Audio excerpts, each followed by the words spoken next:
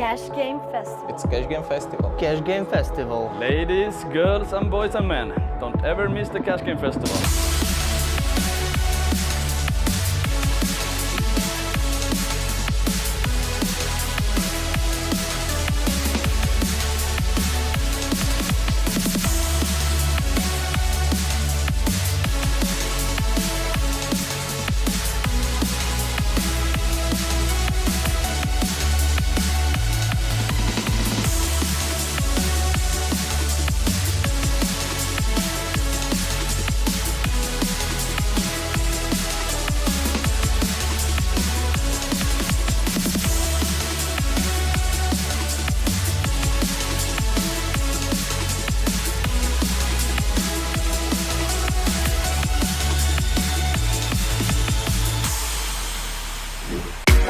I've been coming to Cash Game Festival for some time now. The games are amazing, the people are amazing, like, look at the venue.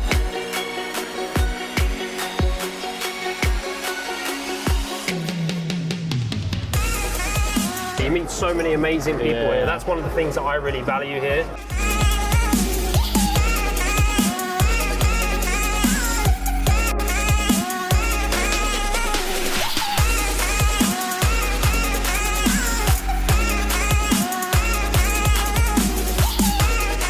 The atmosphere at the table is really nice. It's been really nice chatty table. It's totally amazing. It's definitely the best hotel I've ever been to.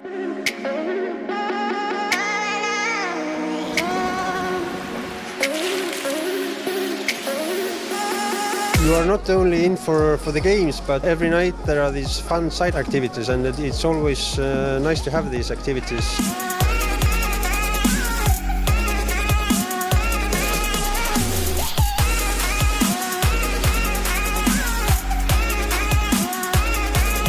I've been to similar parties. Somebody adds chips to their stack, please tell the dealer and the dealer. Hello guys, and welcome back for stream 2 of Cash Game Festival Bratislava.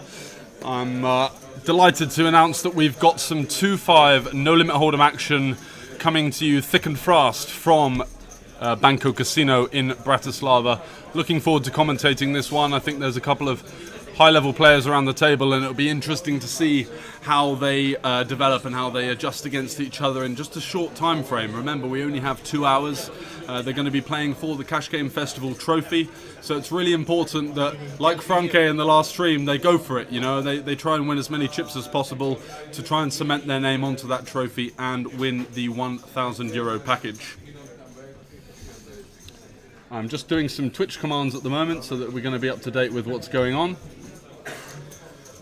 And it's been a great start. So Stephen Velletri was the winner of the first game with the sort of crazy pot at the end, taking it down with the straight draw, and having fun so far. It's been I've been here for about a month and really enjoying the vibe of the casino, and it looks like the room's filling out already, which is quite frankly incredible for a Wednesday night effort. Guys, are you in the chat? Who's with me? 51 of you I can see. Let's not all be lurkers, guys. Do let us know what you're up to on this fine Wednesday evening. Going to have some information on the players, and do remember, guys, we've got a Pokio giveaway. As you can see over my shoulder here, the club ID is 100-197, and we are running 24/7 games across Hold'em, Omaha, Sveton. Okay, I'm ready. Basically, whatever you want to play, we can set up the game for you. And we're going to be giving away €25 in 4 installments. So if you have a Cash Game Festival Pokio account, or if you're a member of our club, which is 100-197, make yourselves known to us. The only way to win the €25, guys, don't be shy, get your usernames in the chat, and we will be brandishing those out at the end of the stream. 6-fold. 8-fold. Dockeril, thanks for joining. Gary, for the win, lol. Can you invite me to Olympus, please, Asmongold? Not sure what that means. Skill ad, go Chingboy. 2 relays 50. 3-fold. 4-fold. Thanks for joining us. 5-fold.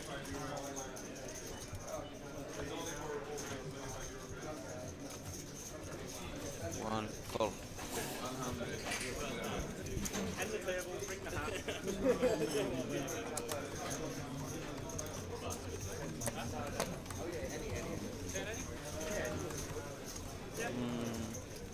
5, please.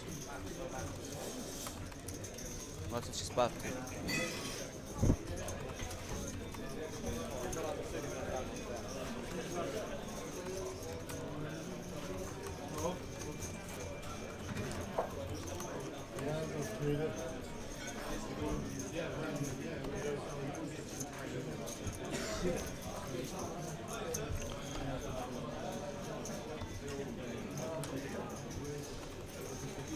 Where do you want Joel to start with it? 8 fold. No problem. 1 raise 15, 2 fold, 3 fold.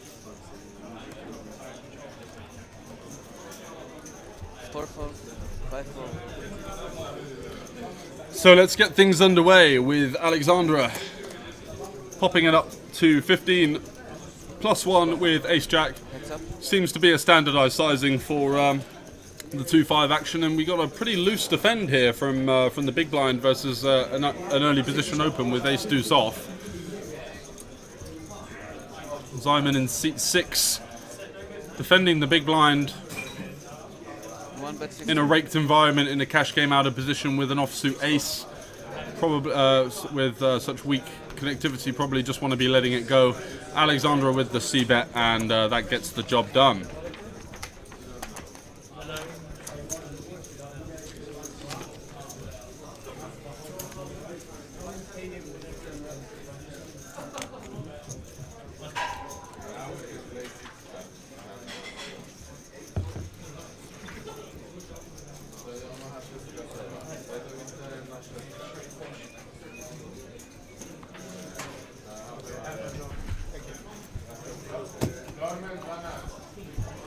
And I'm delighted to announce that I'm joined in the booth by Joel Toward. Toward or Toward? Hello, George. I'm good. How are you?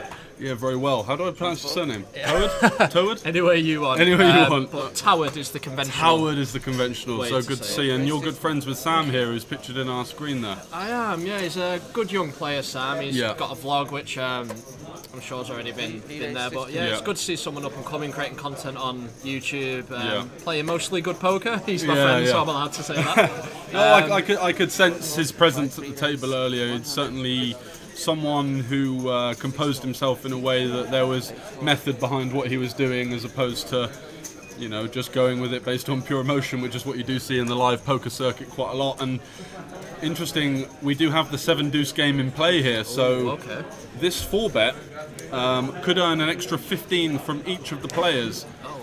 Daniel was one of the players who put it forward, so he must be very aware. Oh, and there we go. Snap showed as Snap shows it. Absolute maverick. Oh no. With that 4-bet. Dan is not going to be happy with No, that. he's not. It's weird, isn't it? Because this game, it just creates so much out of line sort of behaviour pre-flop, and it becomes even difficult to fold, you know, like what would usually be standard folds for 100 big blinds pre-flop when the 7-2's in there. Yeah, I agree. I mean, the dynamic that anything creates, the button game, the 7 deuce game, it just gives players an element of bluffing that you might not see otherwise. I know. And it makes people a bit more of a non-believer as well a lot of the time.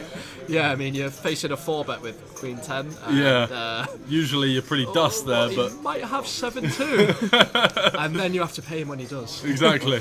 Which is pretty sick. So this has been going for an hour or so now, is it? Oh no, we've literally just started, so we were running on a bit of a sort of a delay from the last one. Okay. Any interesting hands so far? No, you just sat down for the first one there, the 4-bet. Oh wow. So how you first hand 7 deuce? Literally, yeah, straight in the mix, 15 from everyone, and he's literally up €200 without even seeing a flop. Okay, that's interesting. So have you been enjoying it so far? It's been great. I'm really enjoying the place. Hospitality has been fantastic at that we're staying at. They're really good, aren't they? Yeah. Fantastic. Good to see this place get more recognition, kind of in the European circuit, you know, in the UK and things like that. Underrated spots like these, you know, because the action isn't as high stakes as, you know, it could be elsewhere. It does tend to fly under the radar, and, you know, if you haven't been to Banco Casino, guys, do get yourselves down here, because, you know, it's just so professionally run. We were just only playing 1-3 earlier just to get the week kicked off, and we were, you know, being given food that was delivered from a quite an expensive restaurant outside for free of charge, you know, and they do lay all the foundations down. As a player, what are the benefits that you've been given so far this week? Yeah, so we arrived and were greeted at the airport, which I thought was fantastic. We were escorted to the casino and given a bit of a brief on what we can expect. And yeah, I mean, just for myself, I've had a couple of free drinks tonight, and just a good environment. Feel supported as well. We got walked to the hotel, which is just opposite, and we were put in the hotel free of charge as well, which is obviously a massive bonus. Huge. We're also entitled to free food at the buffet, so it's essentially a free trip, and we get to play with some great people. 2 at a great relays, venue, 150. Yeah, really Have a bit of fun, get your name out there, have a bit of a chance to play under the stream, which is invaluable experience if you were to go deep in a live MTT or something. Absolutely. I mean, I played my first big tournament. In Miami a couple of weeks ago, and I didn't make the feature table or anything like that, but I was just thinking like the pressure that you're under. And this is like a really good way for players who are maybe pro and in the low stakes, kind of the 1-2, 1-1, 2-5 kind of era, to really kind of step up and face a bit more pressure that you can expect at the kind of 10-25 stakes, and if you do make that feature table in a big tournament, right? Exactly, and you can see the players sort of slowly adjust across the week as they start to play a bit more, they get a bit more comfortable. Stop to play so value heavy. So interesting one here. Alexander peeling the 4-bet out of position with the ace-10, possibly due to that 7-deuce game. It's not a standard peel really, is it, against a cold 4? No, I mean, so Alex is going to find himself in a lot of trouble. It might work on this exact turn just because the club gets there and Sam does block 2 clubs. Yeah. So I think Sam can let this go sometimes, but as played, yeah. Ooh, interesting river card. Sam will not be folding anymore. No. And we get a little face from Sam, which he's known for. You'll see that a lot on the Oh, blog. really? Oh, Sam loves his facial expressions. Yeah. So I'm guessing Alex is going to have to fire, and Sam's just... Is that the twitch of the eyebrows I just saw there as well? It is. I mean, Sam's just going to absolutely snap this off. Let's see how quickly Sam calls this bet. Oh, there it is. There it is. You know him too well, right? Oh, absolute snap call. Oh, he's going to make him show. Oh, Sam, you mean man. Ace King is good, sir. What a perfect river card for a hero, Yeah, it would have been interesting to see a deuce of spades there, or deuce of clubs, to see if Sam would have fired with the ace of clubs blocker. Yeah. Would have been a really interesting spot, but as played, nice hand, best hand won. Yeah. And do you think played, Sam thinking that there's still, a couple of Broadway combos that have to start bluffing to try and get ace highs to fold? Yeah, I think so. I think a hand like Queen 10 that blocks kind of the ace queen continues, or something along those lines would be a hand that can be turned into a bluff. But again, Sam's range there is just going to be super strong. So ace 10, it's either going to have to give up and just secede the pot, or turn itself and into with a also bluff. the additional playability of having that blocker as well, you can start to represent some strong hands on the river if you realise that you are actually up against a strong hand a small percentage of the time. Absolutely. Not surprised to see Sam kind of call the turn there, just because, as you say, playability on the river. If it comes a club and we get bet into, we can raise, we can do all kinds of things, and we still have a heap of equity with ace king, right? Absolutely. I mean, if our opponent has kind of a queen jack suited type of hand and bets for protection on the turn, yeah, we're still 20-25%, especially with that ace of clubs blocker. Yeah. So, which is sort of like a hidden equity, because it's like bluff equity that you can use later on. Absolutely. So what sort of stakes are we going to be seeing you playing across the week? So I'm going to mix between the 1-3 and the 2-5, I think, depending on who's playing. Roll for both, which is always nice. That's nice. So I can kind of have a bit of flexibility to flop between. So if there's a good 2-5, I'll play that. If there's a good 1-3, play that. Yep. So yeah, just that kind of area, and I suspect most of the games will be in that kind of. Yeah, that seems to be the bread and butter here. The 5-10 and higher, we're trying to incorporate that. Usually, what happens is you get a lot of people that, like we had in the group, that are giving it the big one and then sort of duck out last minute. Yeah, I mean, it's always going to happen. Some people's egos are bigger than the bankrolls, right? It's just how it is. Oh, I've got quite an interesting one here. So, so 9 versus 9 versus 7-2. 7 deuce raises under the gun and 9s flats +1, which is interesting. Don't hate that. Alexandra with 2-7-2 is just going to pile it in. So I think 7-2 might actually have to call it. Because you're getting 15 from each player on a full ring, which is 7 times 15, what's that, 105? 190, I think. Yeah, 105, right? 15, sorry, I think they're playing. An extra 100. It's going to be close. Christ, I mean, in this spot we're dead, basically, but I mean, this is going to be really close. And the range here for what is... It does... Oh, he is. Harwin calls. Oh, okay, that's... He gets out the way. I mean, that's standard. Yeah. Okay. Yeah, I mean, again, it's they both Chop, chop. they're dead now.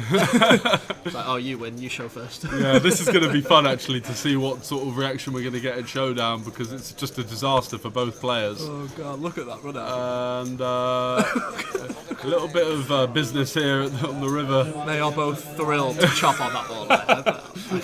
Yeah, he couldn't. There's no truer word spoken there. So what are we going to expect from Sam here then? He's been playing a long time, or? I think Sam's been pro for 3 to 6 months now. He's been running quite well so far. He's also been playing well. He's putting in the hours on study, and he's created a vlog. I think we can expect generally solid play. You might see the odd splashy hand where there might be a close spot and the decision might be made one way or another. They might not be correct, but I think generally at this table Sam will do quite well. I'm not too familiar with any of the other players. It's got a reggae feel to just the sort of mannerisms and the way that people sort of carry themselves around the table, which is unfortunately in European stops, and especially in sort of areas with a weaker local economy, 2-5 lineups do tend to be that bit tougher than the 1-3. It's much more of a bigger jump than it is in, say, the UK when you're going from a 1-2 to a 2-5. So yeah, that does tend to make the lineups a bit tougher, but if any of these players have any kind of online pedigree, I'd still feel that they are, big favourites in this lineup regardless. Yeah, it's an interesting point actually. I didn't think of it that way. That's definitely true, I think. Yeah. Based on what I've seen playing in places like Rosvadov and like that, you definitely see a lot of that. We had Ace King in the small blind there. Dan raised it up.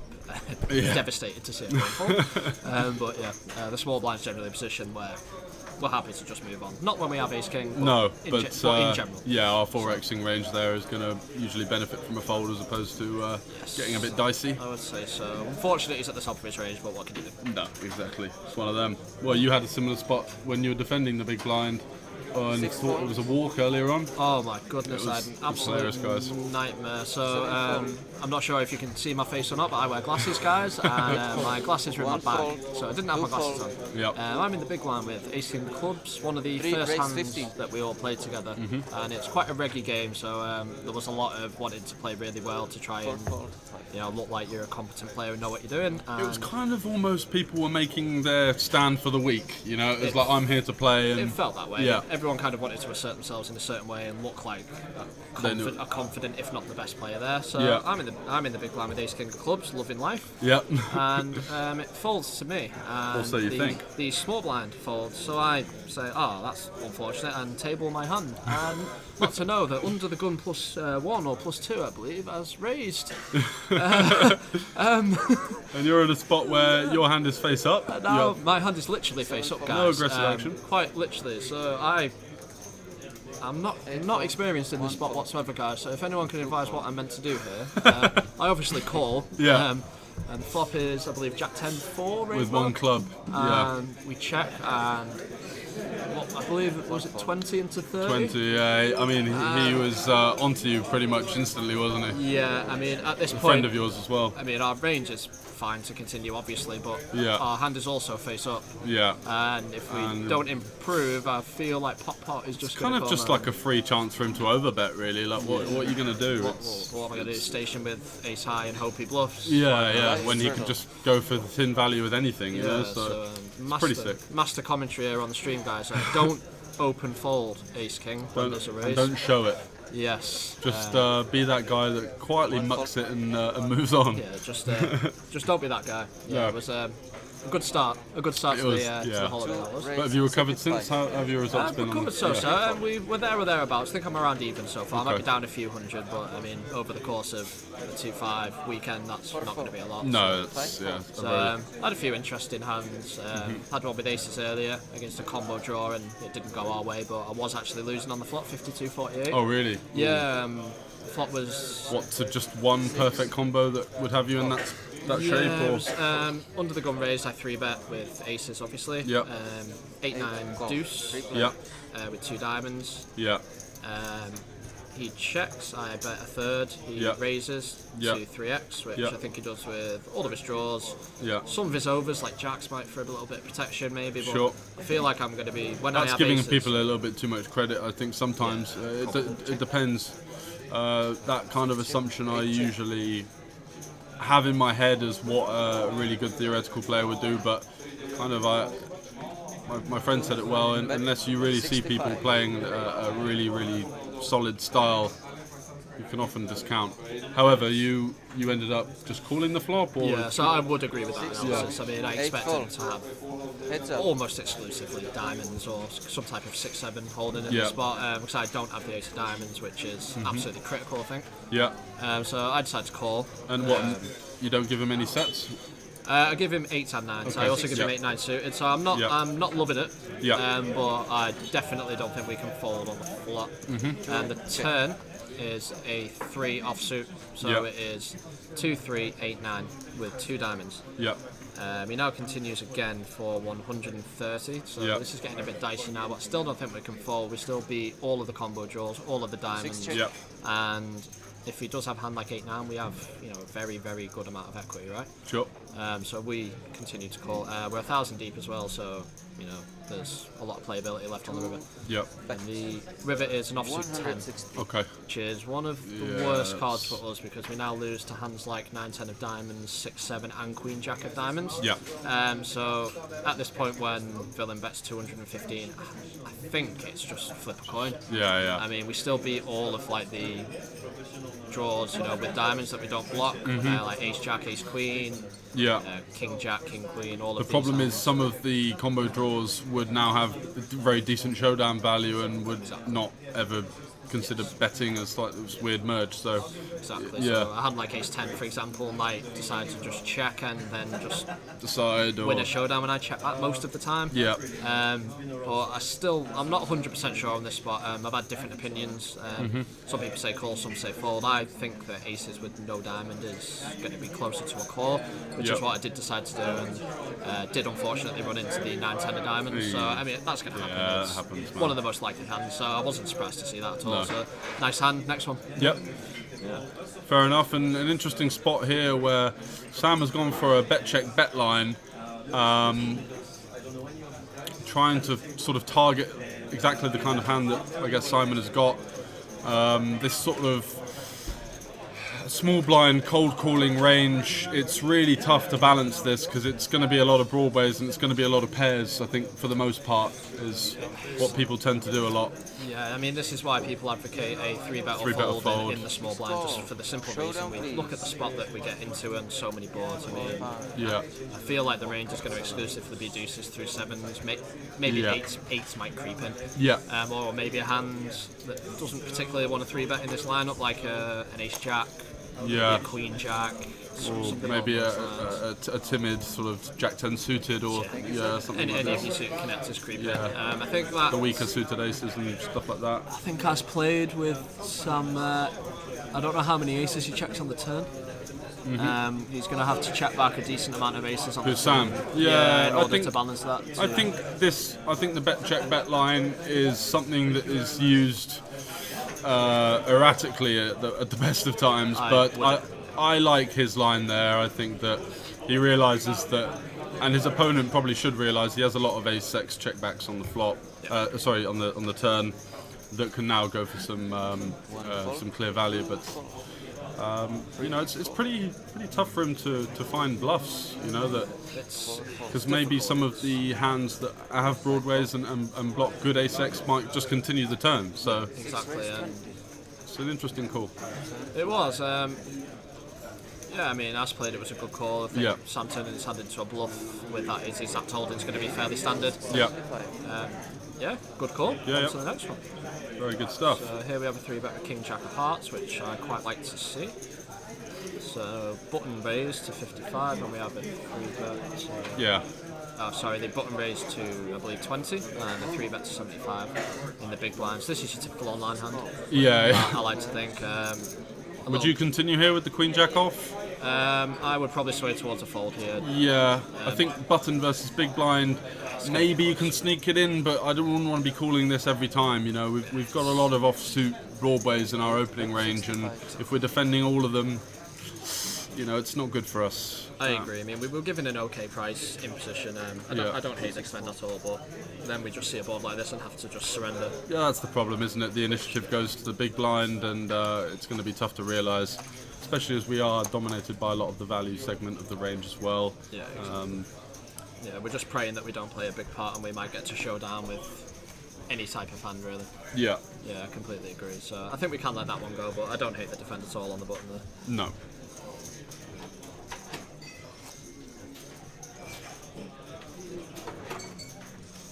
Sam looking very confused there at the camera. Sorry? Sam looking very confused there at the camera. The man of many emotions, certainly going to be doing well in the in his aspiring vlogs.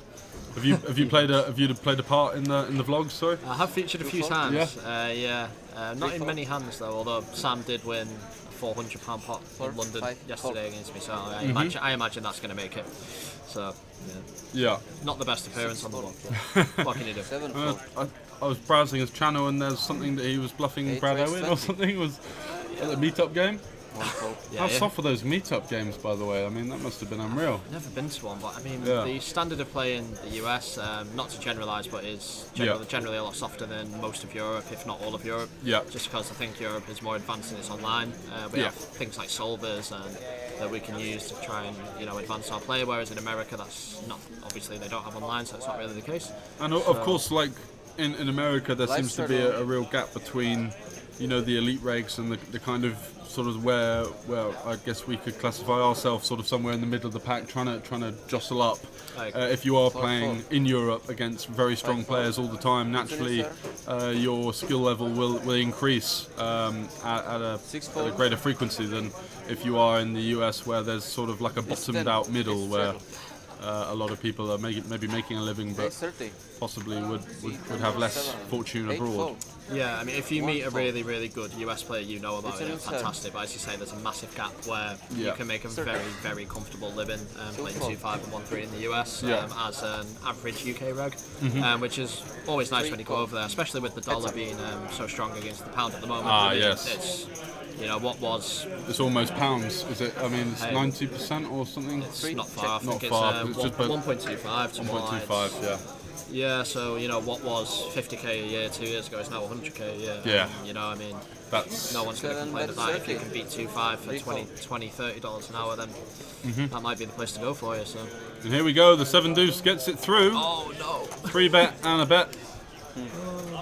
Cut off versus under the gun is one of the probably the best spots to get the 7-2, because you're either going to get 4 bet or you can probably take the pot down quite a lot. Oh, we can see the emotions on some of the faces there, like, I mean, another $15, guys. Sat with a bag in front of them, but it's like the 15 that you lose from the 7-2 is a million times more painful than just paying the blinds. Yeah. Oh, it is. I mean, no one wants to hand over that 15 to the 7, especially when you fall to it. Especially when it's a 3 bet and C bet, in a close spot as well. Yeah. I mean, you don't want to be that guy who makes the marginal laydown and just. And all of a sudden you're getting heckled from the rest of the table. Yeah, it's like, mate, why didn't you continue? I just had to give him a. Easy for you to say, yeah. €15 this way now. Yeah.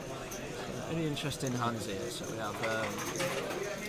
Jack 3 offsuit, which I imagine will be straightforward. I hope so. 9-5 offsuit and 6-4 offsuit. All the hands over here, George. Okay, Lighting it on ace 10 fire. off on the button. That's going to be. It's going to be an open. That's going to be a standard raise. 3x, I would imagine. Yeah. Ooh. 3-4. Sam, this is a very interesting. Okay, no, Sam does 3 bet. Okay. Yeah. So he goes for a very small size in out position to 50. Because of the stack sizes, I do like this. In 2 and he's inducing a shove as well. Like that. Alex has 260 and Sam is going to absolutely snap this off. Yeah, I also had your sentiment. I was thinking, why is he making it 50? And then you realise Alexander has been a bit of an action player so far, and Sam gets himself into an. Oh, that's a rough one. That's painful. I mean, we have. Yeah, ace 10's going to scoop that one. But well played by Sam. I think he played that really well. I think he let Alex think he had a little bit of full equity, but in reality, just it was which is a nice bet sizing sort of reverse tell, I guess. Yeah, well played, Sam. Unlucky on this occasion. They do have a bit of sort of almost a history between them already, even though it's of a tiny sample, but in live it does feel like people do tend to assign a lot more importance to these kind of like relatively trivial things, like, oh, this guy keeps 3-betting me, you know. It's going to be just card distribution a lot of the time, and sometimes maybe they are out to get you, but you don't really need to completely deviate your strategy just because of that. Yeah, I agree. I mean, most of the time when people 3-bet you in live poker, they have a hand they deem to be a value hand. I mean, there is some aggro, there is some ego, but I mean, generally, if someone's 3-bet you 2 in a row, 3 in a row, usually they just have a good hand, guys. I mean, there is the odd exception, but just don't deviate from your strategy. You know what? If you defend 3 in a row because you have a hand like ace queen or ace jack suited, and you should do it. Yeah. You know, don't over-adjust, don't start 4-betting hands that you might not usually, don't overfold or underfold, just play your hands, guys, play your ranges, go back to the table, everything that you've studied, and stick to it. Leave ego out the room. Yeah, leave your ego out the room, and that's such an important thing to say to people that, you know, come from maybe an online background and potentially a bit nervous around the table, potentially giving away a little bit more information than they even realise is a thing, and it can be difficult for that transition, and you know, the ego from sitting at home, you know, shouting at your computer to actually having to face the real life human interaction. It's a completely different kettle of fish. Yes, it's a different world, I would say. Especially on camera like this, there is a lot of pressure. I mean, again, I'm not too familiar with most of the players, but I imagine this will be the first time most of the players have played on a stream like this. Yeah. And first up, like, well played, guys. So, you know, 7. they're getting up there. Yeah, it takes a certain type of person to back yourself to do this. So a large 3-bet sizing, +2 versus under the gun. You know, targeting a strong opening range. They're over 200 big blinds deep. So there's certainly some arguments for choosing this 3.5x, which I can get on board with. We've also seen Simon not fold to a 3-bet yet, I believe. So it's been 3-bet about 2 or 3, maybe 4 times and not folded. So yeah, ace-10 suit is one of those hands under the gun where we can kind of go either way. I think it's going to be one of obviously the weaker ace-X's that we open, but facing a 3-bet under the gun +2, again, it's going to be close. James's range is super strong here. Not surprised to see him wake up with a hand like kings, but on this exact flop, I expect. Okay, James has gone for an unconventional line. He's decided to check back, which is interesting. Especially with kings, that, you know, does need that bit of protection from the live three outer. Just to sort of deny that, you can get some floats. It does hit like a suited Broadway sort of continuing range quite heavy. Jack 10s, the king queens, the queen jacks of the world are all going to be calling at least one street. I mean, kings, I feel like kings does need to bet the flop there, just because there's so much ace queen, king queen, as you say, in their range. There's lots of queen jack suited that's never fold into one. I mean, there is 9-10, there is 8-9, but I don't think we can worry about that in this situation. Even 10s and jacks as well, they're of course coming along for 1-2. 10s and jacks. It doesn't really feel like there's much air apart from, you know, the ace-10 suited that you did have. Absolutely. I mean, I think if we're going to have a value hand like kings there and we're deciding which of our hands to check back the flop, I like using one that doesn't really need much protection, such as queens, aces.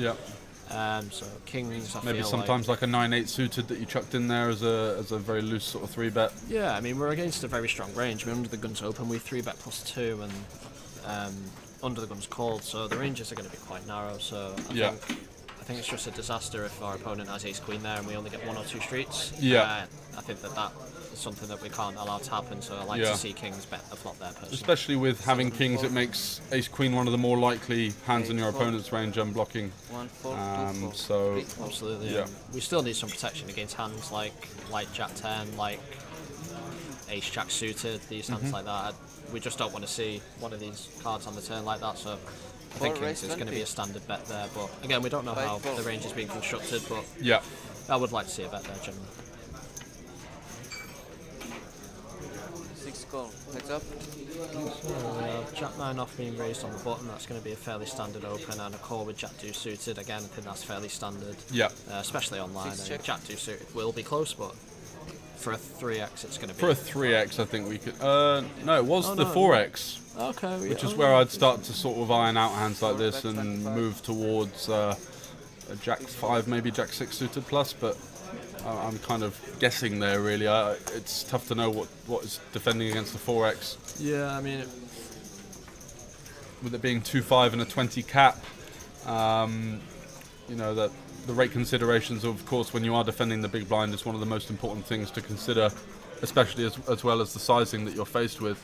Absolutely. I mean, facing a 4x, then we can let the Jack Deuce suited go there, but it's not going to be a massive mistake, I don't think. No.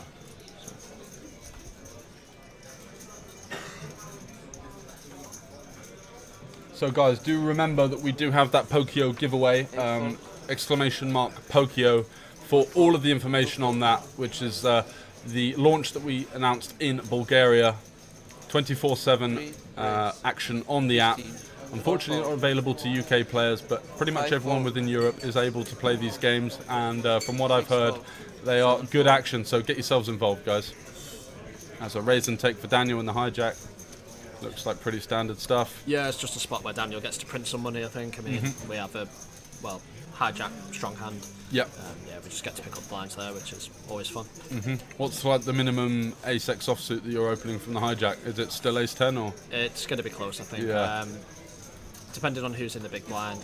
And the button, I guess. Yeah. And the button. I mean, if we have strong, especially aggressive players in the blinds or on the button, we don't want to face a 3-bet. So I would sway towards ace-10. Yeah. From a GTO perspective, if you like, I think there are a lot more aces that you can start opening in that position, but in this type of environment, I would stick to generally your ace-10 off. Yeah, it's going to be fine. 6 raise 20, 7 fold, Evening, Jeffrey. Thanks for joining. 8 fold. Once again, another cash game festival that you've dipped out of, my friend. Get yourselves over to Romania, because it's been a couple of times where you've given us the empty promise, Jeffrey. It's free drinks, Jeffrey. Exactly, free drinks, free hotel, good action. What more could you want? So the Pokio for you, Skillad. The details are there. Get yourself signed up, and you need to get your account verified in order to be able to receive that €25 giveaway. Just admiring my free Make Poker Great Again hat, guys, that I won for hitting a 10 high straight flush. Wow. So what, and Hold'em? Yeah. It was what a life. A couple of hours ago. It was an interesting thing. Yeah. We had a straight flush and we were all in, so... That's a nice spot to be in. That's just it. He didn't fold. Yeah. Amazing. Well, we actually called his all in, so... Wow, he pumped it in. Oh, what did he have? He did have trips. I believe it was... 1 call. We had 7-8 of hearts on... Heads up. 10-9-6-6 deuce. 10-9-6-6 deuce, okay. And Villain did have a 6, which is great news for us. Wow. So yeah, it was a bit of a cooler, but what can you do, you know? Not an awful lot. So, ace on ace action as the flop's gone check. And Alexandra now. I like the double check here. I want to be protecting that double check line, which is something I think people struggle with a lot. Yeah, I mean, a lot of the time, especially weaker players are just going to have absolute area, like that they're just going to fold, and to have a couple of aces. I mean, Simon thinks he's got the nuts here. Yeah. When he's just fist pump betting this river. Yeah, this has to be a bet to try and target some of that Jack X, even a sticky 9X in there as well. I think he'll go big as well. 6 bets. Yeah, I mean, 75% pot doesn't surprise me at all. Yeah, your opponent has no ace queen, ace king anyway, so you effectively have the nuts. Yeah, Alice just snaps this off. I think that's unfortunate for Simon that Alice is constructing like that by checking an ace twice, because Simon beats a lot, right? Everything misses. Yes, just rewarded for balancing your range check on the turn, really. Do you have any social media things that we can put out there so if people want to follow you? I do. I have Poker Journey on Instagram, actually. It's just a bit of fun, really. You'll just see hands of stacks and some general hands that I play. Yeah. But if anyone wants to follow, it's fun Instagram that I try and keep as active as possible, trying to build a community on there. Yeah. So yeah. I'll give you a follow now.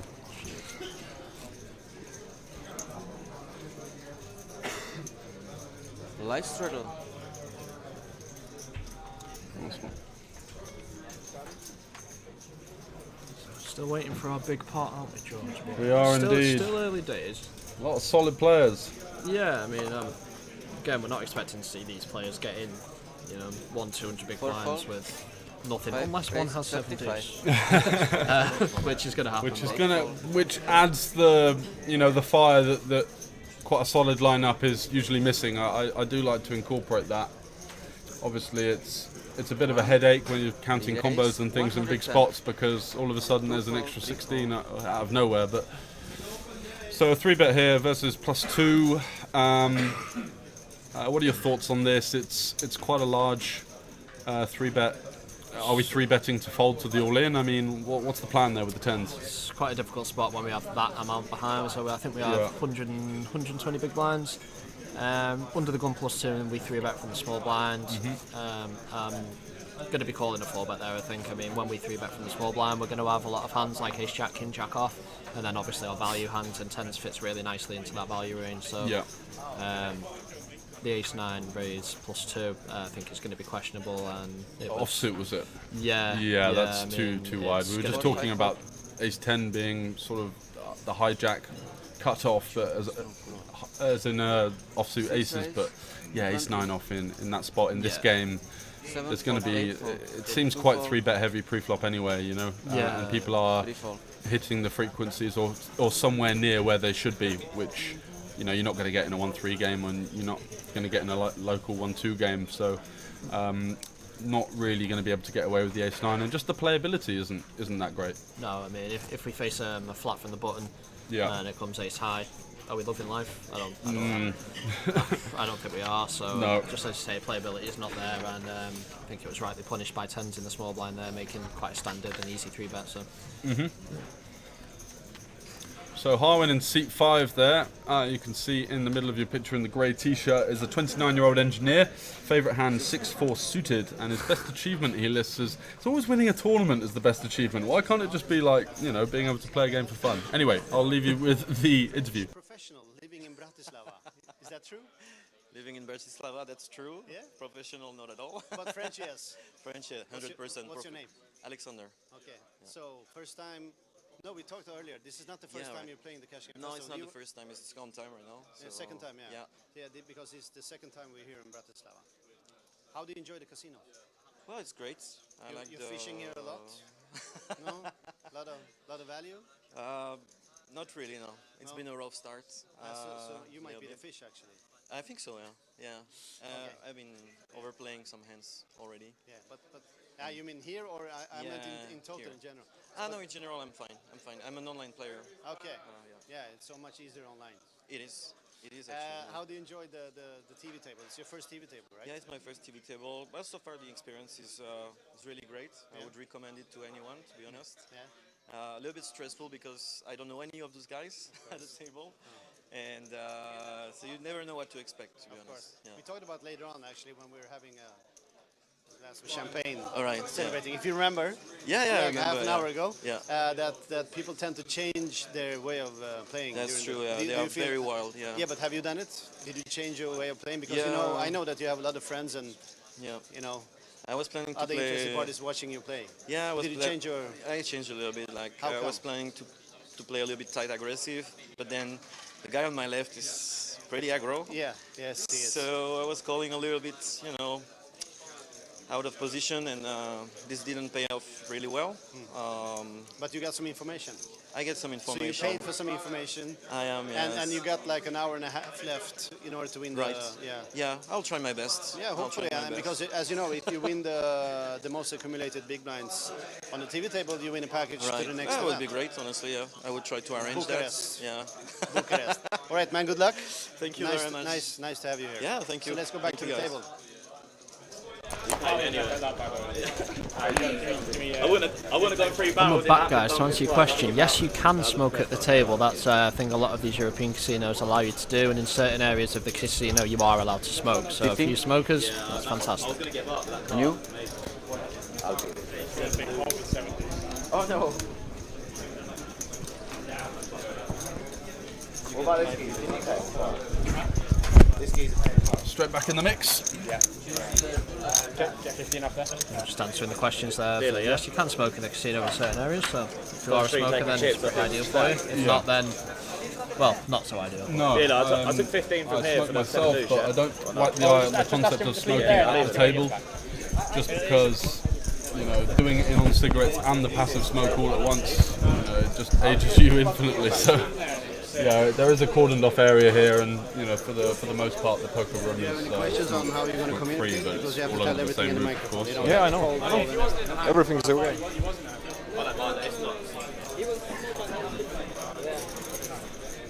No smoking at the immediate table. It's about 10 meters away. Yeah, so let's get a bit more information on the players. I'm imagining not many people are going to be giving too much away because it does seem that a lot of these people are playing pretty seriously. Although we've got Sam's here and he seems like a bundle of laughs, so let's go through this. So Sam is the 24-year-old Cash Game Pro in Seat 2, right? That is correct, yeah. Favourite hand is ace-ace, of course, just eking out the EV. And 5-3 suited for banter in Manchester 235, where that sort of gets you a free pass. Yeah. Turned pro in April this year, having a good job, and leaving that. It seems to be a classic that the guys that become successful in poker either left quite a lucrative industry or never had a job and just sort of found their way from the bottom. Yeah, it certainly feels that way. I mean, a lot of the people in poker are quite intelligent people who could have made, a decent amount of money in different avenues, but chose to dedicate themselves to this game. Or the other way. The only way that you could make money is to dedicate yourself to a game like this and get really, really good at it. Either way, it pushes you to become a success, so who can argue with that? No, absolutely. It's been on the TV table at the GKBT main, stone bubbled, wow, ouch. Did you have a piece of that? I did not have a piece of that. I did get a lot of messages when we were all in. Well, Sam, or we, as an extension of Sam. Both at this point. Got enough messages about the hand. I feel like I played it. We were all in on the stone bubble with ace king off, as you do, against tens. Ace on the flop. Brilliant. Yeah. Brick on the turn. Oh my god, no. And 10 on the river. Sam is still salty to this day. Sorry, Sam. Jeez. Yeah, it's the most brutal way to lose a flip, I would argue. That's heartbreaking. Yeah, if we guy flops 10, nice hand, but. And was it one of the 1Ks or the 550s? It was the 550 GUKBT in Leeds. In Leeds. So, oh, recently? Yeah, it was last week. In fact, it might have been the last week or the week before. Yeah, it was a stone bubble. Sam, because of his vlogging, was actually invited to play, so he got a sponsorship. So really, if he'd have made the bubble, he would have obviously got a free entry, right? So he would have printed £1,000, which would have been nice. But unfortunately, it's just how it is. He gave himself really good exposure, and he played well. So. Apart from one hand, which I won't mention on this stream, Sam, but if you go to Sam's vlog, you will see the 6-7 suited hand there, which is it's glorious, guys. It needs to be seen by everyone. Absolutely. Hello to Bow Effect, Danny Wilson, good friend of mine, joining us in the 2-5 streets. Be interested to hear some of your insight as and when an interesting spot comes up. Good MTT pro from the UK. I don't know if you're aware of his name. Yeah, the only tournament I've ever played in Manchester 235, I had Andy, who is a very highly respected pro, kind of on the UK scene, all over Europe at this point. To my direct left. Oh wow! So that wasn't a great Bintown population Joel. Yeah. It was. I mean, randomisers were mentioned. GTO was mentioned. At this point, I think I had the worst seat in Manchester, guys. So shout out to Andy Wilson there. Yeah, Brewdog in hand. And randomizer underneath the table. Race 100. The winning combo. Love it. Free pass. So we have standard race. So the race size is interesting here. I'm not sure if this was straddle pot or not. I imagine 100. It was. But 7. So with 3-bet with ace 10 by Sam. Yeah, that's going to be a standard play. I think against a +2 raise, and I think Alex is going to have to obviously call in the 7s.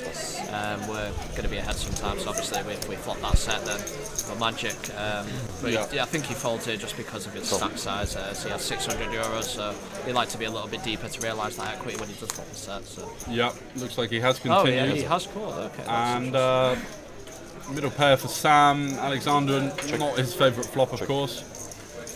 Okay, go check. See, I like betting these kind of king-high boards as the pre-flop raise just because of the raise advantage, but again, with a 10, that kind of goes in showdown territory, so we can go either way. Again, check. I think Sam can love this, like a 75-80 bet. Yeah, we go for 80 here. This is just going to be a block bet, a little bit of protection, but I think mostly for value. Just to get called from things like 9s, 8s, and Alexander's exactly hand like 7s. I'd be surprised if Alex lets this go here. Potentially some worse 10s in there, although it was quite a 3.3x pre-flop.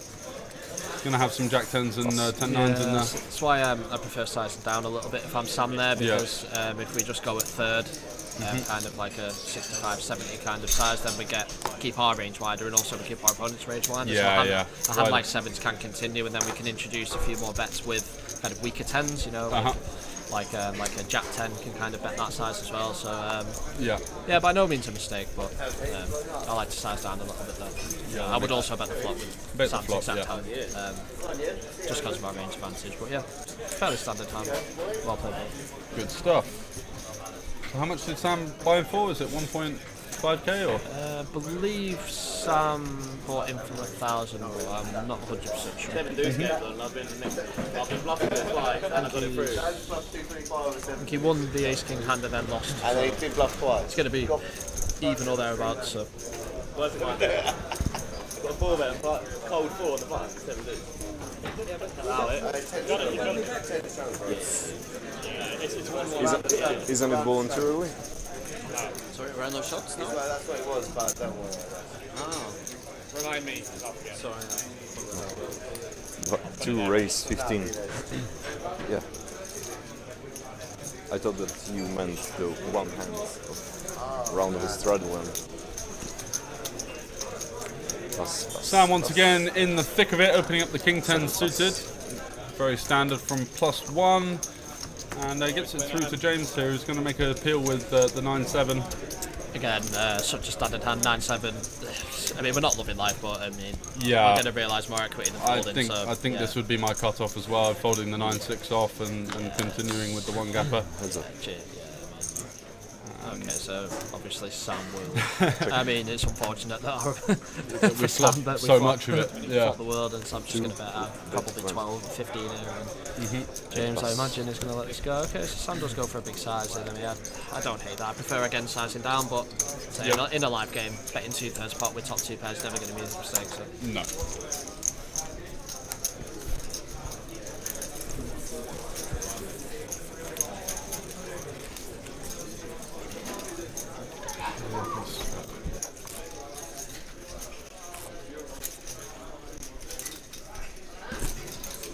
So thanks very much for you guys joining. Good to see that we are over that elusive 3-figure mark in the viewership, and you are welcome to a pretty tough lineup in this 2-5 No Limit Hold'em second stream of Cash Game Festival Bratislava. Seen some pretty solid plays so far, and yet to see someone kind of eke out and emerge head and shoulders above the rest. It does seem to be a fairly competitive table in terms of ability. And Stefano not opening the 7-6 on the button, and Alexandra just limps the big blind into the straddle. Sam with the queen deuce here, not going to be doing anything. Alexandra flopping middle pair top kicker. Incredibly strong hand in this situation. One bit,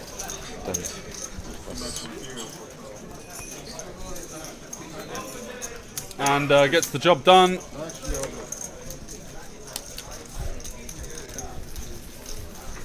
Any Omaha high-low pros in Bratislava this year, George? Good question. I haven't hunted them out as of yet, but I'm sure that we're going to be getting some ridiculous games on the roster as the week develops. We've already seen the 4 and 5 card mayhem earlier on. We're going to surely be treated to some 6-card triple board as the night continues. I'll be looking to hop into that one for a bit of fun.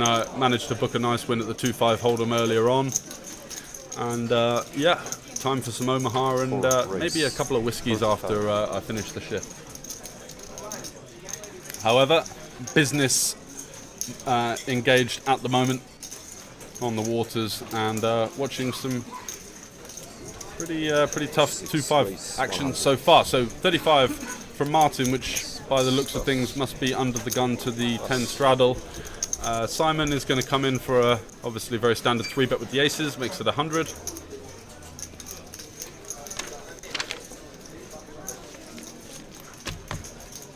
Thank you, PVD, the first person to put his name into the hat for that €25 giveaway that we do have on Pokio, guys. 3 still to be given away, and currently only 1 person in the mix so far.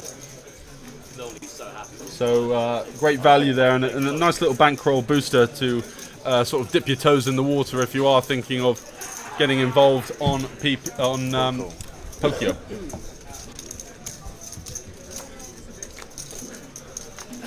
We have a very interesting hand developing here. Yeah, aces versus nines. Okay, so unfortunate flop in terms of the stream equity.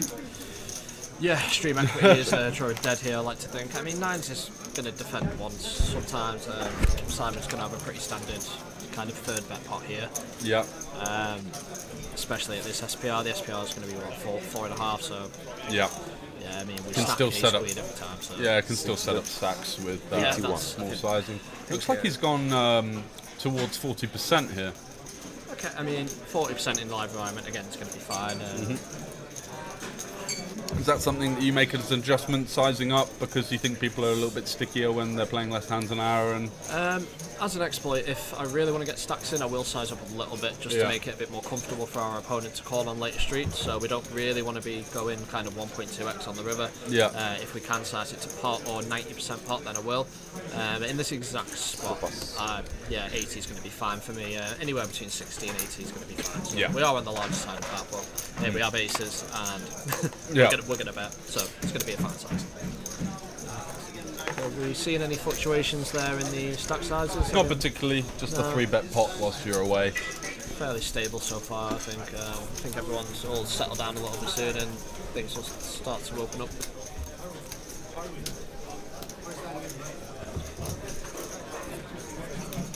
Chip nominations in the chat for you there, guys.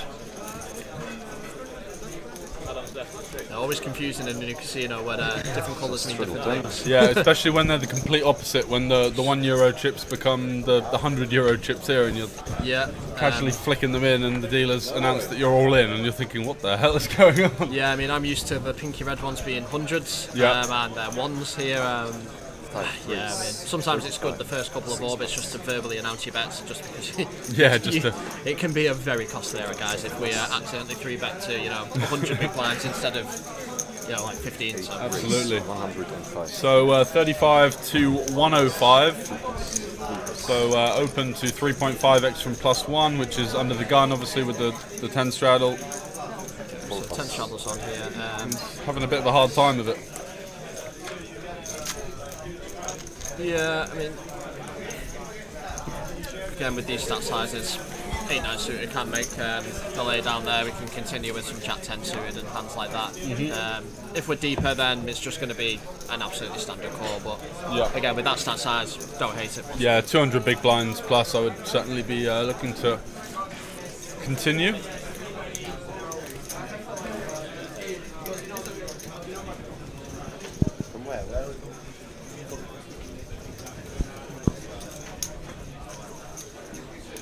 Straddle them. 6 plus. And do remember, guys, that we have added some even more value to this Cash Game Festival. We're not just playing for one trophy anymore. We have split the trophies up, so we've got a No Limit Hold'em trophy, an Omaha trophy, and a Mixed Game trophy. And the winners of all of those, which, by the way, is the most amount of big blinds won in the 2-hour session, will be getting their hands on not only the trophy but the €1,000 package for a future Cash Game Festival stop.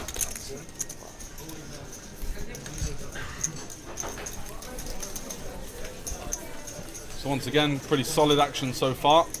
Not really been seeing anyone go to war, as it were. No one's gotten out of line yet, which in the first hour of a live stream, it's kind of what you expect. It's understandable, isn't it? Especially when it's a 2-5 as opposed to as a 1-2 or a 1-3. People do tend to maybe err on the side of caution just to make themselves not look stupid or make any big mistakes when they sense that there's a lot of strength around the table.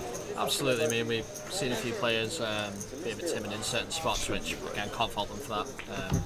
So I think it will liven up soon, and we're going to get our first big pot within the next hour or so. Because certainly hope so. Sat there with a reluctant fold in the cut-off of the hijack. Can't quite tell where the button is. I think it's the cut-off. Yeah. Shouldn't be your card anyway. On the 10 straddle. A lot of action here. The straddle seems to be on most hand, if not every hand. I'm not sure if the players have agreed that, or if that's just kind of the action at the moment. You said that let's play some poker. Jeffrey alluded to the fact that 2-5 generally feels like the worst viewing experience, and I think it's touching on a point that we made earlier on, where 2-5 is kind of like the middle ground between a young aspiring professional or part-time pro to be sort of moving up towards the bigger stakes games, and there's a lot of solid play, but a lot of people that maybe aren't beating the bigger stuff that I don't really know how to put that into words. It's kind of like they're maybe taking a shot in this game, or they're a 1-2 reg that just wants to play the 2-5 just to see how they're getting on. There's the stream, which causes obviously some nervousness. Yeah, I mean, 2-5's that environment where kind of everyone is a part of, because at 2-5 you can make a really decent living. But also it's the level that a lot of people, because you can make a decent living, want to be. So you do see a lot of people taking shots, and you do see a lot of maybe cutting corners. Players cutting corners. You know, if your bankroll's not quite there for 2-5 guys, no shame playing in 1-1 or 1-3 or 1-2. None whatsoever. You can still make decent money at those stakes. Yeah. And 2-5 is almost the dream for a lot of semi-pro kind of part-time players who kind of have a 10k roll, and they really want to get to that next level. And that's great. Just take your time, build up your roll. And is that a bankroll level that you would advocate taking shots at 2-5, the 10k sort of mark? So for 2-5, 500 NL, let's say. Although, especially in places like the UK, a 2-5 game is going to be 1k up plus deep. I advocate 25 buy-ins. So again, was it closer to 20k and up? I would, I mean, 10k I think would be very, very aggressive. I wouldn't recommend taking shots with the 10k bankroll at 2-5 unless it was the best game in the world, or you know what, if you've got 3 VIPs, direct right, you know what, pop in a grand, but I wouldn't recommend it. I think the money at 1-1 and 1-2 can be good. You can still make your 10 to 20 an hour there as a solid player, especially part-time. So and you can make a hell of a lot more playing with, say a £500 stack at 1-2, getting into those super profitable deep stack situations where things like sizing, timing tells, and all of this kind of things that maybe can be overlooked in a 100 big blind game because the money's flying in a lot more liberally, come into play. And you do see people at 1-1 in the UK making a decent living, because they're sat there with 500 and it's quite a deep stack game and they have that edge. Absolutely. I mean, at 1-1 in the UK, I mean, it does play like a kind of 2-5 in the US. I mean, you can have a £5,000 profit month playing 1-1 in the UK. Obviously running really well, but it can happen. And the 2-5 standard in the UK is generally quite high, just because there's so few games, because the 1-1 is so deep. Whereas obviously the US 2-5 is kind of the entry level. That's kind of the 1-1 equivalent. And so is there not 1-3 in Vegas, or? There is 1-3 in Vegas and Miami and LA in these places, but kind of most people kind of do gravitate to that 2-5. And I think that's why we see the 2-5 in the US as generally a lot softer than almost all of the games in the UK and Europe, just for that reason, because the entry level is that, especially in places like Miami where there's a lot of kind of elderly ladies and gentlemen who have quite a lot of money. They're there to retire. They're happy to play 2-5, for $1,000 and playing some cards quite recreationally, whereas the recreational players in the UK definitely gravitate towards your 1-1 generally. So and often are sitting with like £50 and things like that. And if you're there to have a good time in poker, there's absolutely nothing wrong with that. Not everyone wants to be a pro, not everyone does this for a living, and that's absolutely fine. So we get a raise with ace jack suited here, and a call in the big line with 6-4 suited. That's going to be fairly standard. We get a queen jack 7 of hearts flop, so it's absolutely dead flop for all of our players here. Daniel has all options available. I do like a check here. We don't really want to be betting these boards multi-way, just because of the tendency for people to have flushes a lot. Turn at an 8, again I think this will probably check through. Daniel can throw like a little bet here just to get called by something like King 10 with the King of Hearts or 10 of Hearts or any pair. When the 7 pairs on the river, I expect this to just check through a lot. I mean, Daniel again might throw a small bet at it to get called by an 8 or but I expect this to check through a lot. Now Stefano is actually reaching and decides to bet 27, which is going to be half pot. I don't see Daniel folding, and I think this is very ambitious, especially in the big blind, but the most likely player to have a 7 is going to be Stefano, so I don't hate the bluff here, and Daniel snaps him off, which is going to be standard.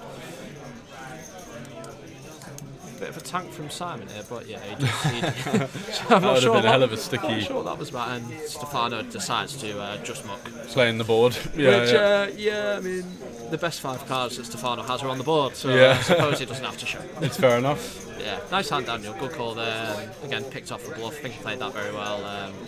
Passive line, but again, on these boards, it's going to be fine. We don't have to be betting into multiple players, on these types of boards. So sometimes check is the best option, and I think we saw it there where he picked up 35 out of nowhere. So yeah, well exactly. Played, Daniel. Well played. I'm undecided. What are your sort of aspirations for the near future? What have you been working on in terms of the games that you've been mainly populating, and what's the plan for you, Joel? Yeah, so I'm just trying to get as good at Texas Hold'em as I can be, really. Okay. I just want to become a player that's comfortable in kind of these spots where a year ago I wasn't.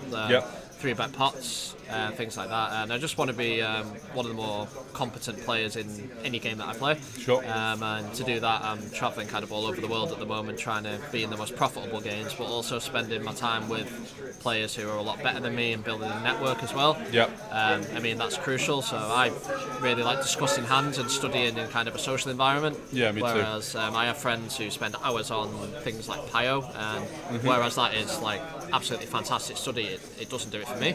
Yeah. So my goal is really just to continue with a steady income whilst I'm still studying and learning the game, and then eventually crush it. Yeah. What about yourself? I'd say I was very much more on the poker sponge school of study. I really like Omaha. I play 4, 5, 6 cards high-low. I just, for me, I've always struggled, going through maybe education with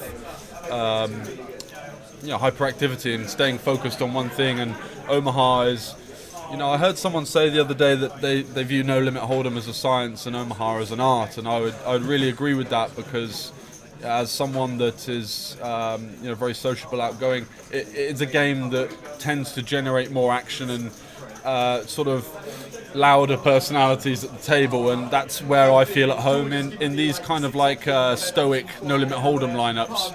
I can feel very, I wouldn't say not stimulated, but it's not the situation that I particularly thrive in. So when the antics are there, the action's there, everyone's chatting and sort of having a song and dance of it, that's where I sort of do best, and I feel that aligns with the live Omaha scene a little bit more than Hold'em, so that's where I'm focusing my efforts. No, I think that's going to be a good plan for yourself, especially. The thing is, in a game like Omaha, the variance is so high that when you do get bad beat, you almost don't care. No, exactly. I mean, it's coming, and I mean, like you're going to be 70% most of the time, right? Whereas in Hold'em, when you do get that 2 out, you do feel it.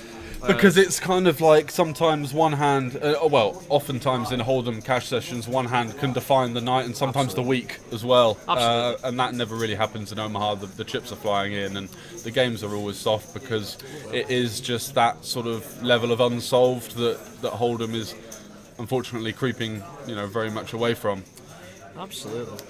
So a couple of interesting and playable hands here. Alexandra with the open-ender with the backdoor queen high flush. Simon, who's going to cut out the bet with the worst of it, does have that backdoor gut shot, backdoor club draw. We see a full, slightly oversized. It's a large bet, yeah. The ace. And I mean, what part of his range really wants to use this size in this spot? I'm struggling to really think of it. Into 3 players, we're going to be struggling to construct a range that has a pot size bet multi-way. I think on this flop, I mean, if we are going to construct, we want to be having some flush draws. I wouldn't use the ace high flush draw just because of the showdown value. Yeah. And I say on the 5 of clubs, this is a sick turn. This is going to get really interesting, I think, especially when 2 players call a pot size bet. Because with the ace, if he were to have the ace high flush draw, you don't want to apply a pot size bet pressurizing, weaker flush draws that maybe don't have any correlation with the board, like maybe a 6-7 or an 8-7, which could just 8-7 not folding, but a 6-7 might just fold there and then, and that's a disaster for you. Absolutely, and Simon decides to go for the more conventional kind of half pot bet here. Yeah.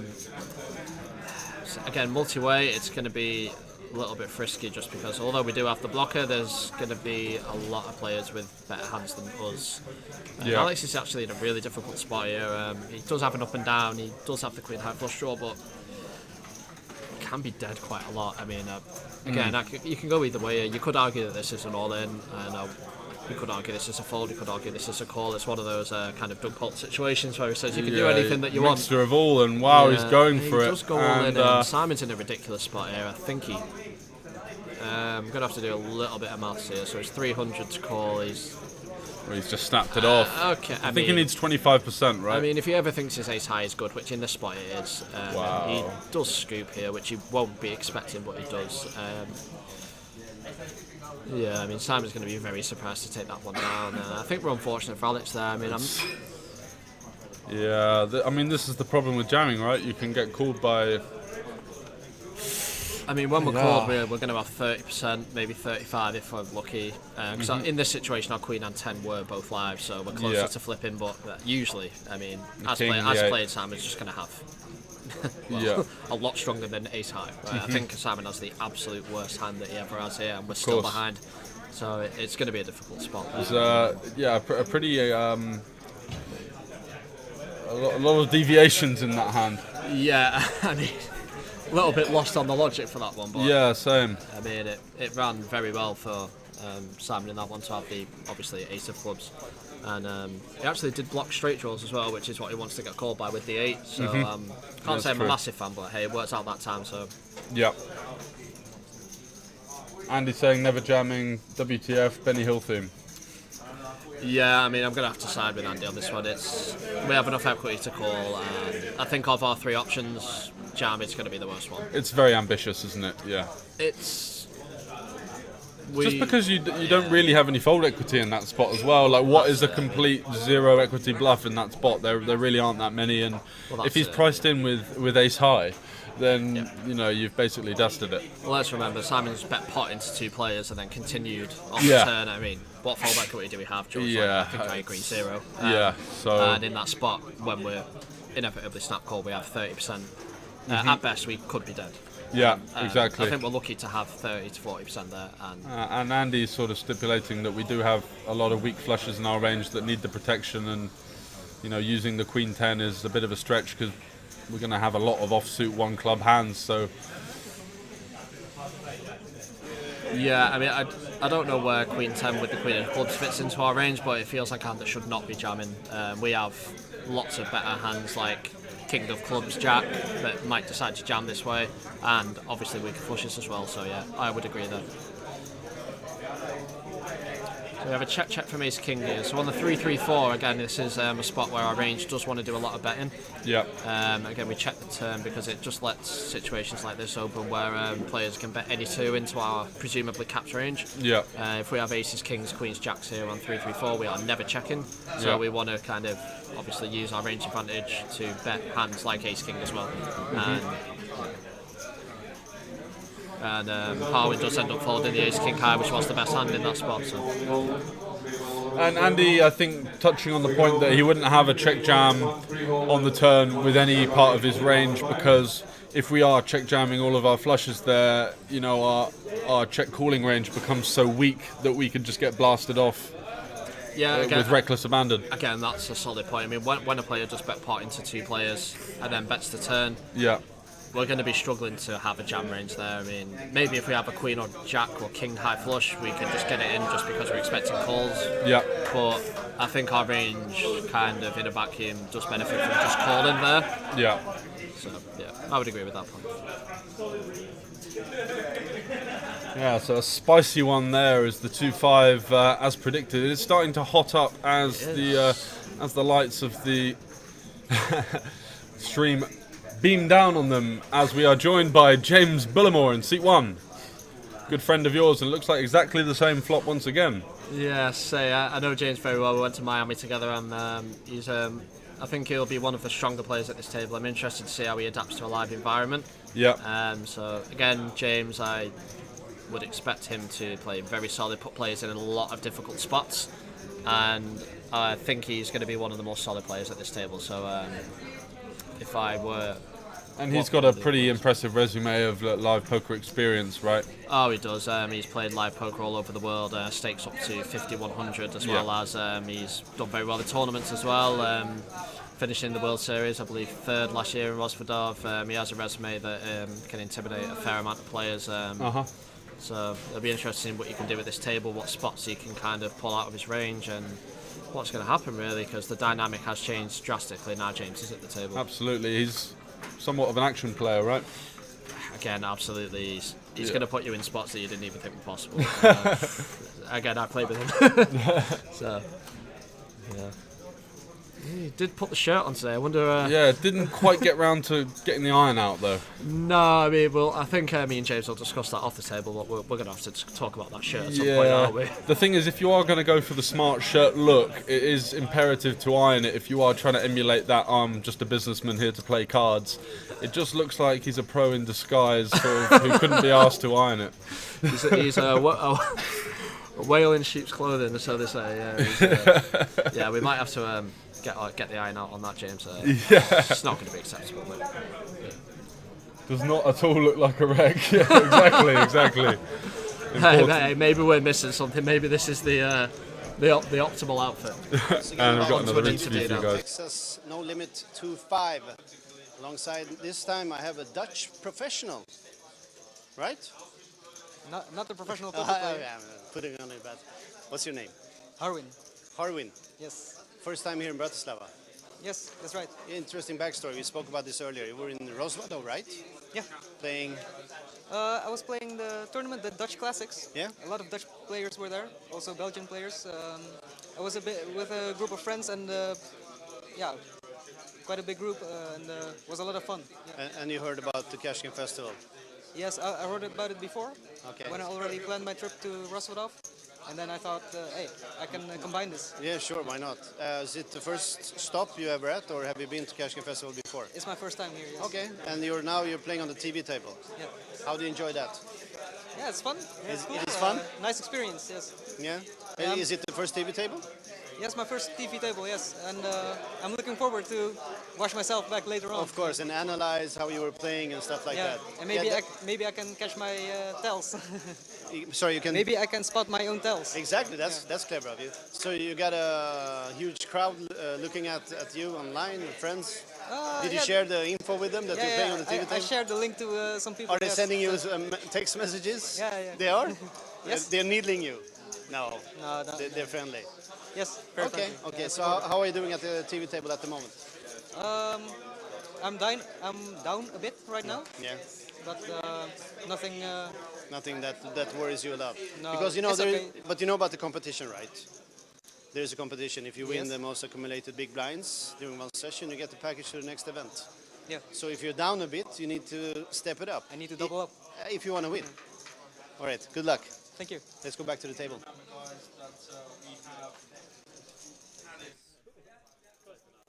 One race, 15, 2 plus.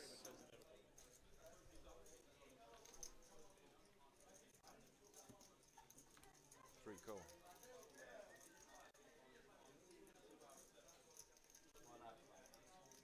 4 call. 6 call.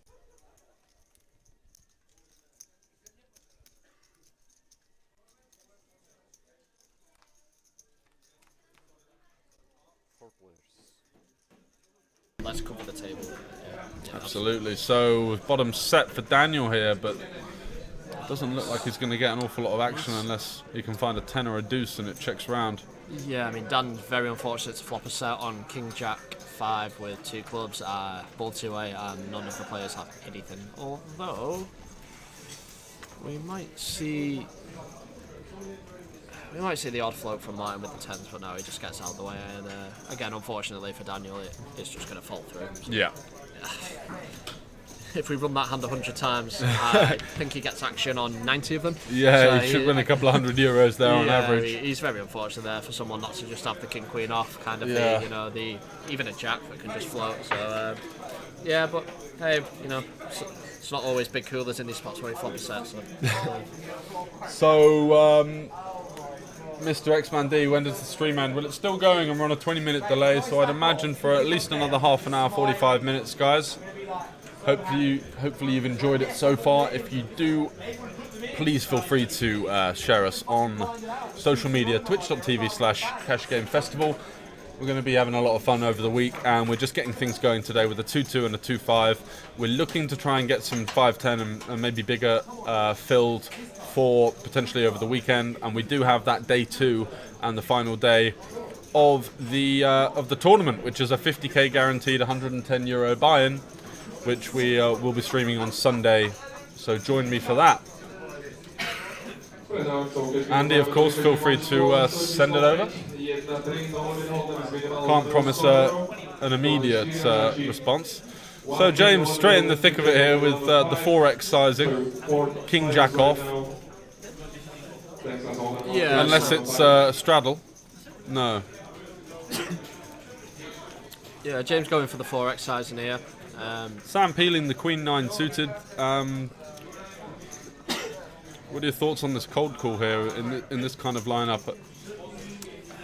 So again, James's +1 open should consist of a lot of a stronger range than king jack off in a lot of situations. Yeah. So queen 9, I like to 3-bet a lot more than I call here, but yeah, I would 3-bet relatively low frequency and fold a fair amount. I think. I mean, it's going to be 80% fold. I think 10%. Yeah, exactly. I completely agree. In this exact situation. But who cares? He flopped 3 9s, Sam right? does have 3 9s in this exact spot, so happy days. And gets a bet and yeah. bully in the mix, floating one with the king jack here. Yeah, I mean, this is a spot where a lot of other players are going to check raise. He's got some evil thoughts, hasn't he? He does. I mean, again, queen 10 as well with the flush draw. This is going to be an interesting hand. So an absolute brick on the turn. So yeah. Again, Bullymore definitely has the strongest range here, despite having a 9 least. So I'm going to check again to Daniel, and Daniel I think should take the free card here and just check. I mean, we've got 2 players calling in front of us, and he does check. I think that's going to be the right option. Yeah. And the river is going to bring the deuce of clubs, so absolute stone brick. Sam now improves to effectively the nuts. And Sam's flop decision we like because he's not classically going to have much 9x here, so if he were to check raise the flop, it'd be difficult to balance with his bluffs. It's very difficult for Sam to check raise the flop. Yeah. Just because, as you say, his range is going to be so kind of like polar on these spots. So yeah. when he raises the flop, he's at this point I don't even know what he would have if he would raise the flop. But yeah. Into 2 other players, it's not going to be the best situation. No. So as players, Sam goes for like a little block there, and he's unfortunate that no one has any type of hand. But as played, that's just going to be what happens when we have the nuts. So. Oh, and it was James in C8, not Bullimore, that was in there with the king jack. Makes a little bit more sense. That makes a lot more sense. I'd be surprised if. Is he just going to hero in here, putting him on missed hearts then, or? Oh, wow. Andy, get the Benny Hill back on, mate. I mean, Sam's loving this one. yeah, what a gift. I mean, when you bet with the nuts and get called by King Kai, you're usually doing something right. Feels good. Although I still don't like the call pre-flop Sam, but yeah, as played. Nice. I suppose you got called by King Kai. What do I know? Yeah, exactly. In a spot where our range looks exclusively like a 9. Yeah. What can I say? You know? What is overcalling the flop there to then bluff the river? Yeah. Little free nut out for Sam. Exactly. On. The issue is Sam can start value betting hand.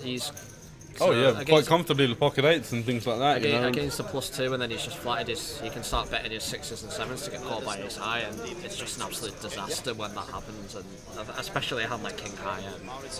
Back from the Cash And here we got Nick Kennedy with a familiar face, a member of the Cash Game Festival family, How's an it going, ambassador guys? and a really good friend. It's lovely to be here again. So, my favourite stop. It is, isn't it? My favourite stop. my You say favorite that- place to play poker. Yeah, you say that on every stop. It's every stop. I love this card So room. listen, this is the first day of the festival. Yep. How do you? I mean, what's your feeling on this one? I mean, compared to we were here in April as well.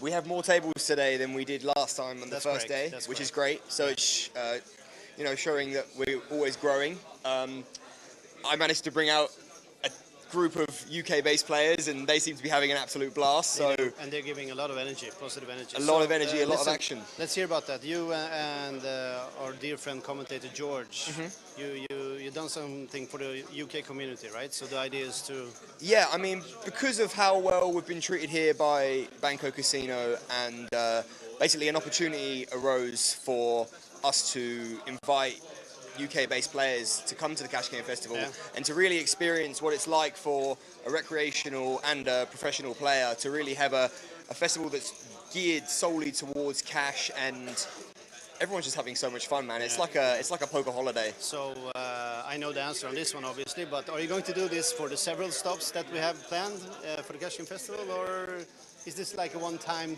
thing? What do you think? Undecided. I think there needs to be like a lot of discussion, a lot of planning to go into something like this on a regular basis. But it's something that I'm definitely using this one as a test run. Everyone seems to be really enjoying themselves so far. So far. So you know, if the right opportunities come up, it's something that I'm definitely going to continue 100% with Banco. But the Cash Game Festival stops like Casino, gives these players a lot, and it's really important that they recognise that the professionals and the recreationals that come on these trips pay rake, and them giving back is so appreciated by the poker community. It's something that we all love. Yeah, of course. Every poker player is chasing values anyway. Of course. But that's how we are. Yeah, exactly. So what do you think about the next stop, Bucharest? When it was announced last week, I was so excited. How come? So I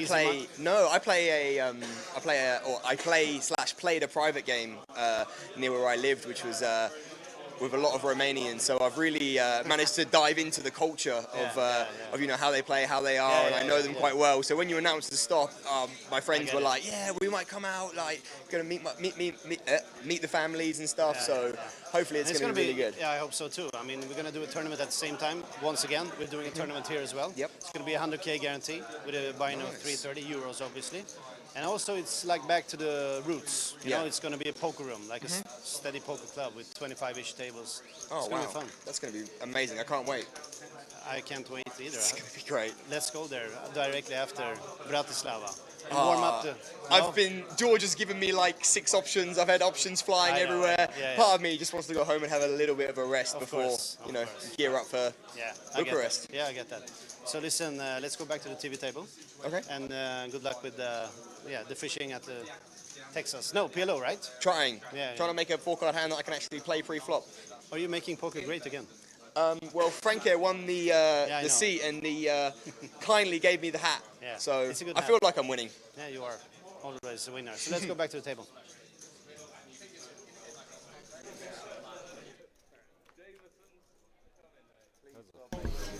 So back in the mix as we find ourselves back to a pre-flop spot. Sam opening under the gun, +1 with the ace-10 off. Favourable flop for James in the big blind. Yeah, you don't get many flops better than this. No. 7-7-6 rainbow is going to be absolute peak. Absolute gin. Yeah. And he's going to struggle to get any action out of Sam here. I mean, Sam might float one occasionally, but which he does, but 4, 5, 6, 7, 7 with 2 diamonds. Yeah, it's not going to be a spot where Sam's going to hit a ball. So.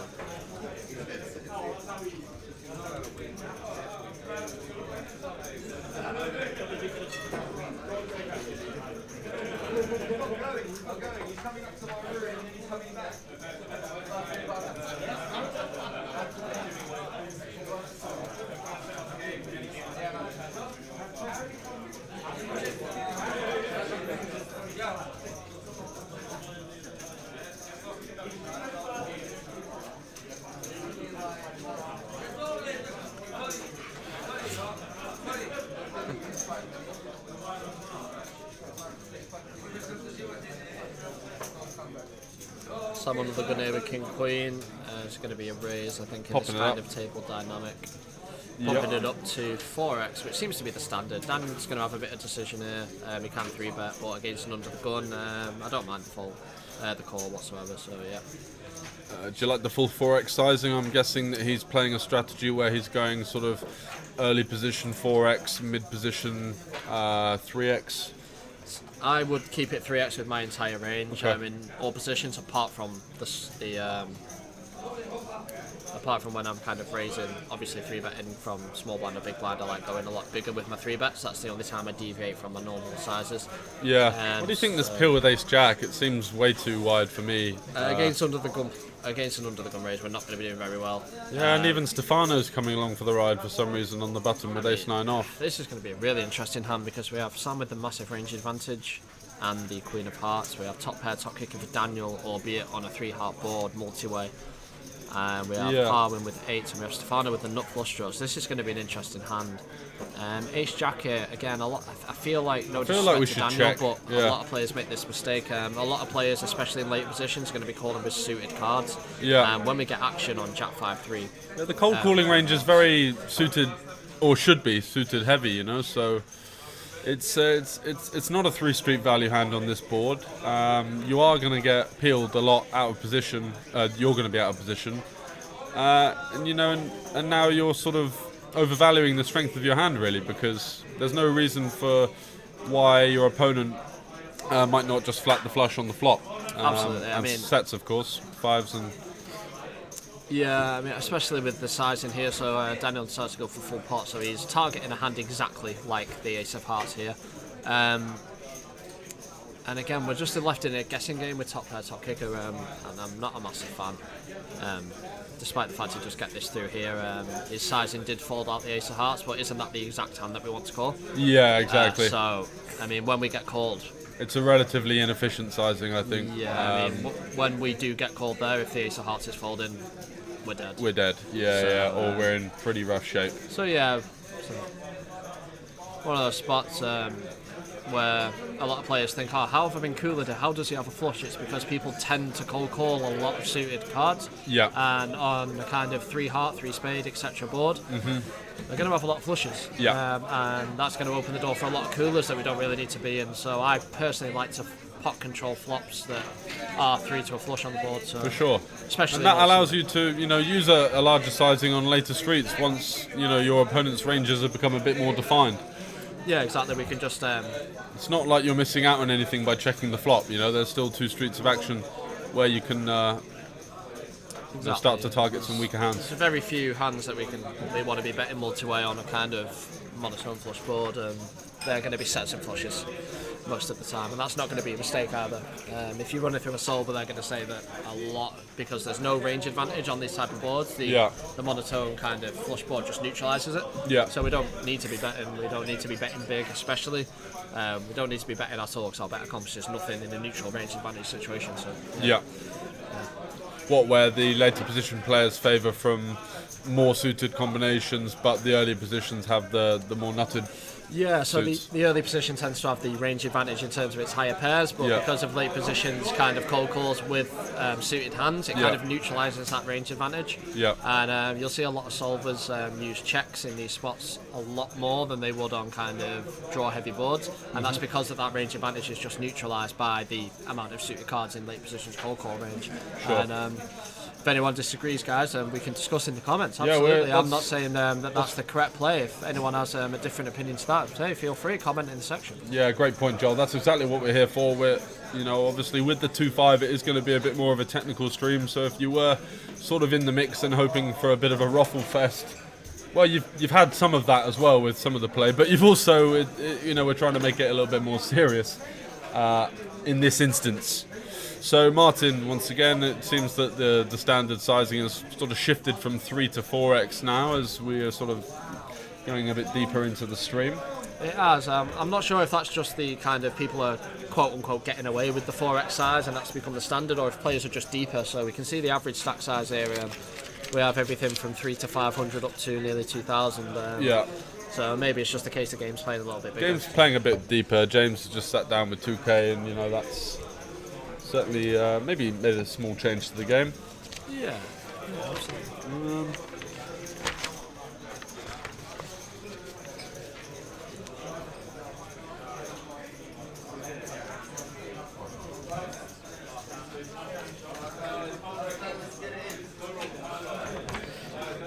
We have a raise by Jack 10 suited, +1 here, that's reasonably standard. So it's going to fall round to Jimmy here in the cut-off, and I would expect a general strategy of a 3-bet here from Jimmy, which he does. He makes it 3x, which is going to be a standard size. I really like this play. Big blind 5-3 off is going to be a fold, of course, and Simon can go either way here. And when I say either way, I think he can go either way. I prefer a flat, although we can mix some 4-bets, and can occasionally fold if he thinks James is a very tight player, which he isn't. He's a more of an aggro kind of very solid reg, obviously kind of stance. So I really like the flat here by Simon, and we're going to see a flop here.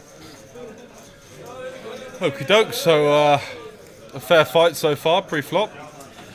Yeah, so we see the standard brick flop of 6-4 deuce, and I expect to see a check here from Simon and a relatively small continuation bet from James. Although if he does size it up, I wouldn't be surprised, because nines does need a lot of protection from hands like ace queen, king queen, ace jack, literally any two cards. And it's going to be the bottom over pair that we have, right? So it's going to need the most. So if we were to bet something like 75 or 80, I wouldn't be surprised, but I'm expecting kind of a 50 to 70 kind of range pot.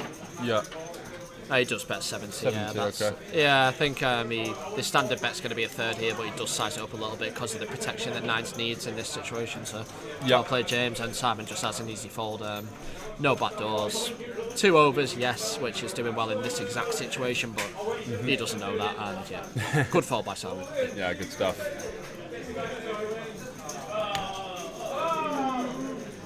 So guys, I've just put the command in the chat. We are giving away 4 times 25 euros for Pokio. So far we've got Petulk, Zero and Volodymyr, who have got themselves in the mix and currently locked for 25 euros each on their Pokio account.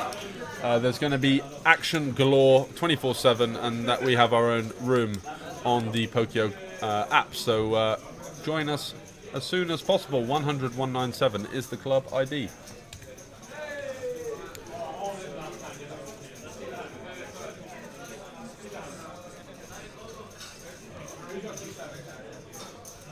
So what would you say of the standard of poker you've seen so far, George? Say it's there or thereabouts for a 2-5 level? Or in this stream?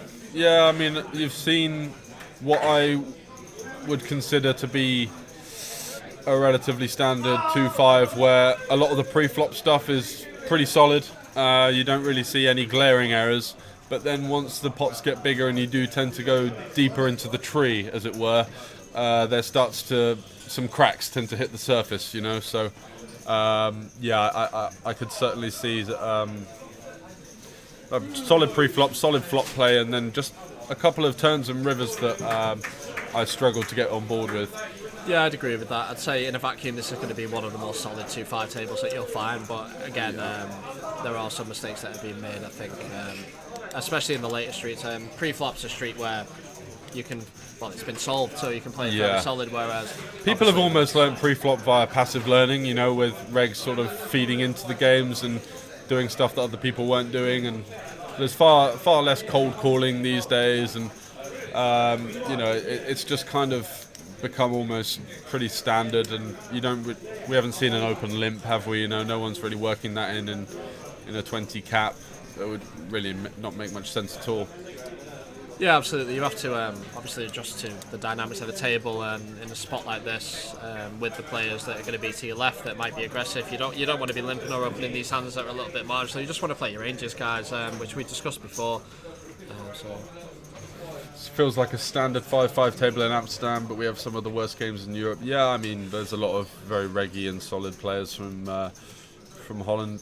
Yeah. Not known for getting particularly out of line, right? They're just solid players. Hey, shout out to Amsterdam. Say you've been there. No, I've been there once, but I've never heard anyone say that Amsterdam's a great place to go for poker. So that says a lot about the pros that are there. They must be really solid. so shout out to that guy. Yeah. Well, that's going to be off of my visit list then. Yeah. Just for purely recreational purposes. Oh yeah, I mean we might go and test out the poker, George, just for purely just for content business. creational purposes. Exactly, a business nothing else trip. there we'd ever consider going. Book it for. in, and I'll see you at the casino, Jeffrey. Oh, absolutely. What's the best place for cash? I mean, for me as a PLO player, it's so far in Europe, Austria has been one of the most eye-opening games I've ever played. At the Concord Casino, we walked in on Monday at 6 p.m. The average age of the table was 55, and I sat down, and it was literally like 20 big blinds to a flop 6 ways, about 4 of the first 5 hands, and I was just like, well, sweet baby Jesus, I've gone to heaven. Yeah, it's like my first time in Miami was the exact same. It was, I think I raised ace king under the gun, and there were 5 callers. Wow. Okay. And you were just like, okay. I was like, oh wow, this must be everyone's got a decent hand, and then the next time it happens again, and you're like, wow. So, well, yeah. I mean, I've never been to Austria. Which I'm surprised by, because you see the Sondheimers, all the thick German pros, they're moving over there, and there were a couple of German players, but me and my mate worked out that the games are so soft, they're just moving up so quickly that they're not even in the 2-2 or 5-5 pool anymore, you know, because it's just that soft. Oh, right. Is that the same for Hold'em as well as I think it was 1-3 was the minimum, and they did look really good games as well. Oh, well, that's something I might have to check out for a few weeks at least. Yeah. Definitely, man. Concord Casino. Yeah, that's sick. Card room. Nice. Yesterday there was 100, 200 PLO, and the stakes do get quite big in there. I like quite like 5 card, but the 2020 was a little bit out of my depth. Can confirm some of the people that played 5-10 in Vienna and visited Cash Game Bratislava were not very good. Yeah, that makes a bit of sense.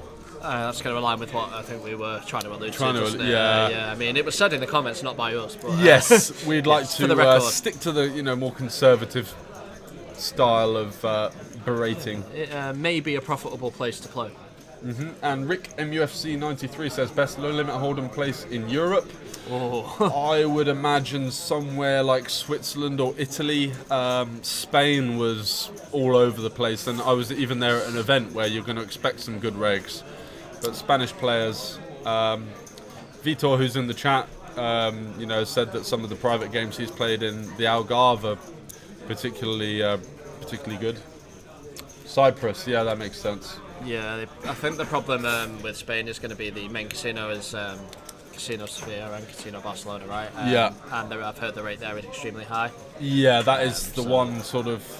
And the problem is with Barcelona is that, if you are going there for a 4-day trip to play some cash, you're going to be spending, half a buy-in on the hotel or the accommodation as well. It's just one of those places that isn't particularly cost efficient. Exactly. I've heard Morocco is great for Omaha. I've heard Cyprus has been mentioned. Yeah, that's, again, I think you alluded to a great point there, George. It's not just about the quality of the games; it's about can you sustain the expenses? That's what stops me from saying London. I mean, it might or might not have the softest games, but you're going to be paying £100 a night for a hotel regardless, so you better make sure your win rate's high. And you've got to really hunt it. You could go into somewhere like even Aspers, which is meant to be like a massive casino, and there'll just be no decent stakes action. It would just be 6-1-1 tables. Absolutely. That can happen sometimes. If you want to be playing 2-5, you want to be outside of the UK generally, just for sure. Someone's saying some of the spots that you wouldn't expect are the best spots. Estoril pretty soft. Okay, so here we go. Queens versus Kings. And our man, Jimmy Bull, in the straddle with the dream spot. Yeah, this is just the absolute dream here. We wake up with Kings in the straddle, and as player, we're up against Queens in the small blind, and I can't see a possibility where this isn't all in. No. What's happened to his whole cards? They've just been hidden as well, or? Can't see him folding, so I would imagine they have been. Didn't someone else have Queens? It's also not Queens. It's not Queens? Nope. But we do have the 4-bet all in. Slightly anticlimactic there, guys. We, however, do have an unknown hand that is 4-bet all in, and Queens folded, apparently. Oh, surely not. Okay. I mean, it might look great when someone does have Kings, guys, but I don't think we can fold Queens for 90 big blinds. That has to be a graphical error, right? We may have an issue with the graphics, guys. We're just waiting to catch up. Jimmy is going to go all in with the Kings, which is obviously standard. And looks like we've 4-bet without a plan here. Okay. Right. Must be a mistake of the graphics, Andy. Yep. So let's run it. Kings versus the incognito hand. I'm liking the kings. I don't know about you guys. It's ace-5 of spades. It's ace-5 of spades. Okay. That did look like a bit of a suited ace. Oh fucking hell! I've got to call it off now. And it's never easy. It's always a sweat. Never easy for the bulldog. Oh, it's just bam chicka wow wow. Yeah, I mean, oftentimes to flop the nuts, guys. When we 5-bet jam ace-5 suited, that's going to be one of the better times. That is a lovely start, and it looks like we're going to be running it 3 times, maybe, if we've got the board that high. Okay, yeah. I mean, ace-5 is going to be in a lot of trouble here. Yeah. I mean, none of the aces are dead, I don't think. The 4 and the 3 are out of commission as well, which doesn't help. Oh, okay. Oh god, dead, here we go. Dead on that one then. Okay, yeah, so run a straight deuce is 3 or a spade. Oh no, no 10. Oh my god, no 10. Okay, yeah, okay. Yeah. 1 for the good guys. Okay, so that is going to be a chop pot, guys, which is a fair result. I mean, ace-5 suited still has 30% equity against kings in that situation, so it's what it is. Mm-hmm. Yeah. Fairly standard stuff.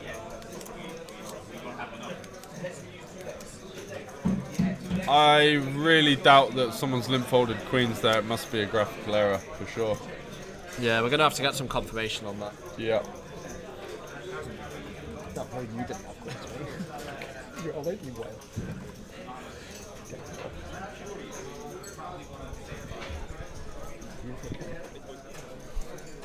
Yeah, I think it was more that they wanted to show as opposed to being forced into doing it.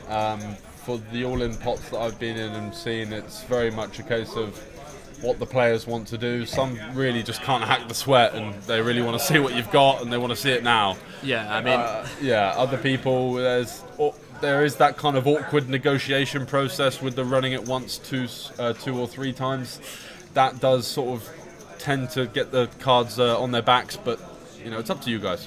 Especially when we 5-bet jam as a bluff with ace-5 suited. We just want to make sure we're not against aces, right? Exactly. I mean, come on, give us the show. Show us the kings. And when we see the ace-5 suited, we are almost always ahead, right?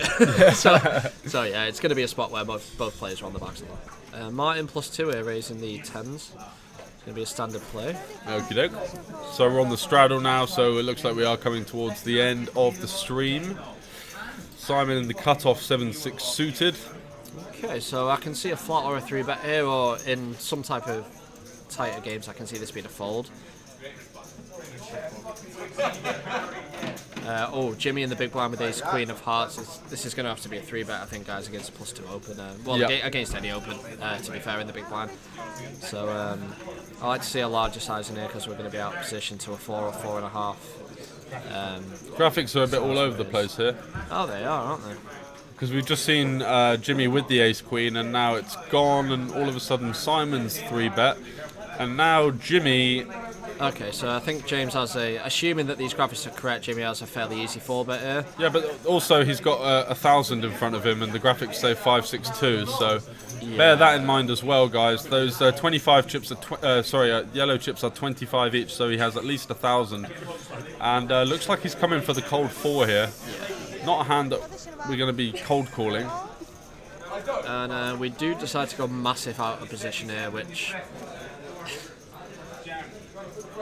Again, we're just going to wait for the graphics to settle before we discuss, because we don't want to be giving giving analysis on phantom hands.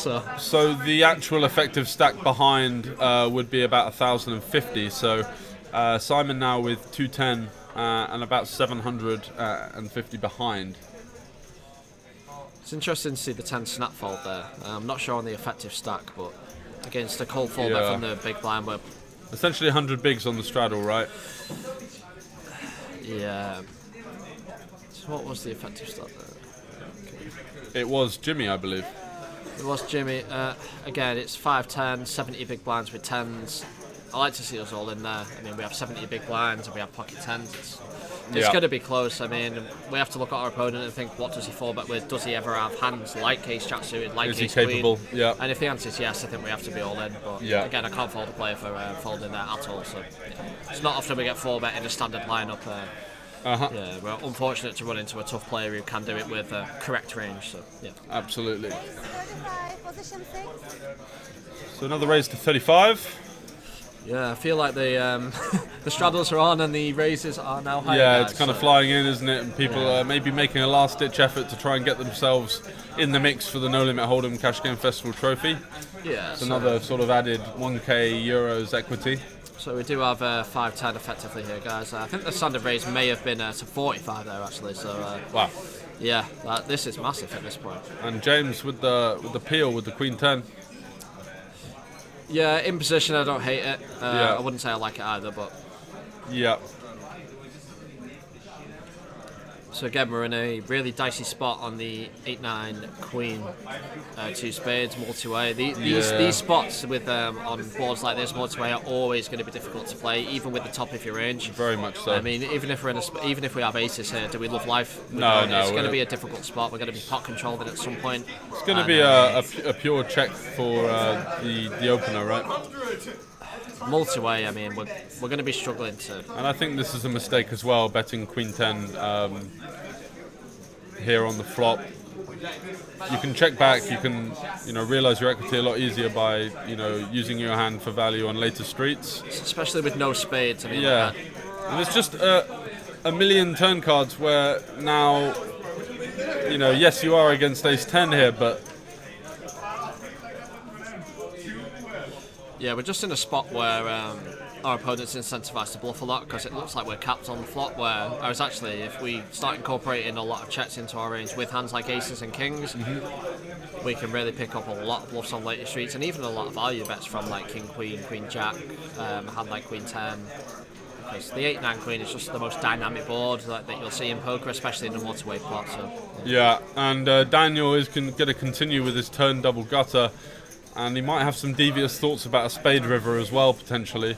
Yeah, I mean, I can't see a world where we're going to be floating with the ace of spades and not betting the river as a bluff. So, I don't hate this play by Daniel. I think James just gets an easy check back and gets to pick up this pot, but I'm not sure how many times that is going to happen, but in this exact spot it does happen. So. And Jeffrey making the point I was alluding to on the flop, what are you checking back if you're going to bet all of your Queen X here? Because, as we said, shouldn't really have any worse Queen X in that spot, because if he does have the Queen 9, it's going to be suited and that's going to be 2 pair, right? So exactly. If we're betting Queen 10 there, then I'm going to assume that we're betting all of our queens. Yeah, which is going to put us in a bit of a world of hurt when the turn bricks out and we get led into for a large sizing. How can we react to that? It's another spot where our range is reasonably neutralised just because of the 8-9 queen, 2 spades. So we want to be checking a lot in these kind of situations, especially with our stronger range.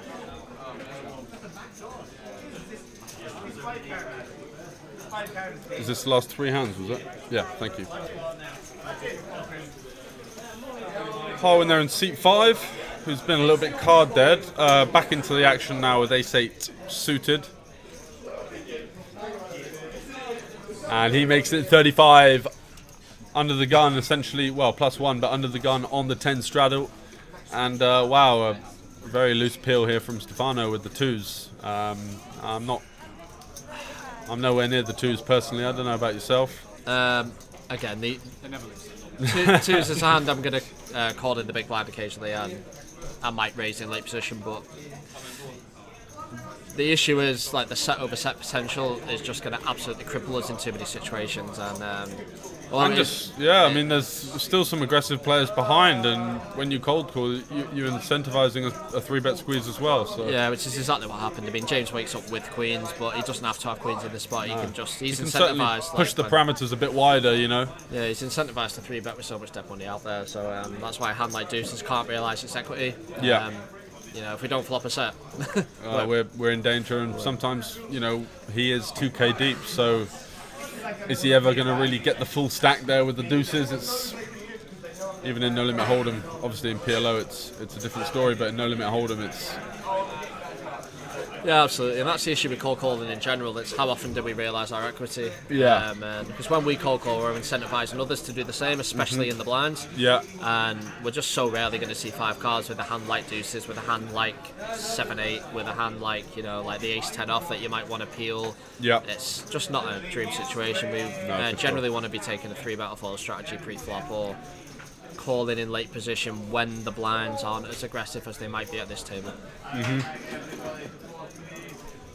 And in this particular lineup, for sure, towards the bigger sort of leaks in terms of what you could be doing pre-flop. A lot of people playing a 3-bet or fold strategy, and very rarely cold calling. If you're in there with all of your pocket pairs and all of your suited connectors and all this, that, and the other, you're gonna have a tough time. Yeah, I mean, if the board comes, ace 10-8, yeah, you can just print for a c-bet because, I mean, your opponent 3-bets 8s and cold calls everything below, so yeah, you're just in the spot where your range isn't protected, and that's not somewhere you want to be. No, you want to have coverage in both sides of the coin. So once again, James flexing as the biggest stack at the table. Did get fortunate to win, and shots, everybody! Send them down, boys. That's the trick. What are we drinking there? Shots in the commentary booth, I think, George. Hennessy's with ice. Hennessy's with ice. Oh, there you go. Very and good. we got a bit 5 of them. 5. Nice. And Mexican wave going as well. Buratino, the European advocate for shots endorsements. Straight flush with that. I want that back. Eventually.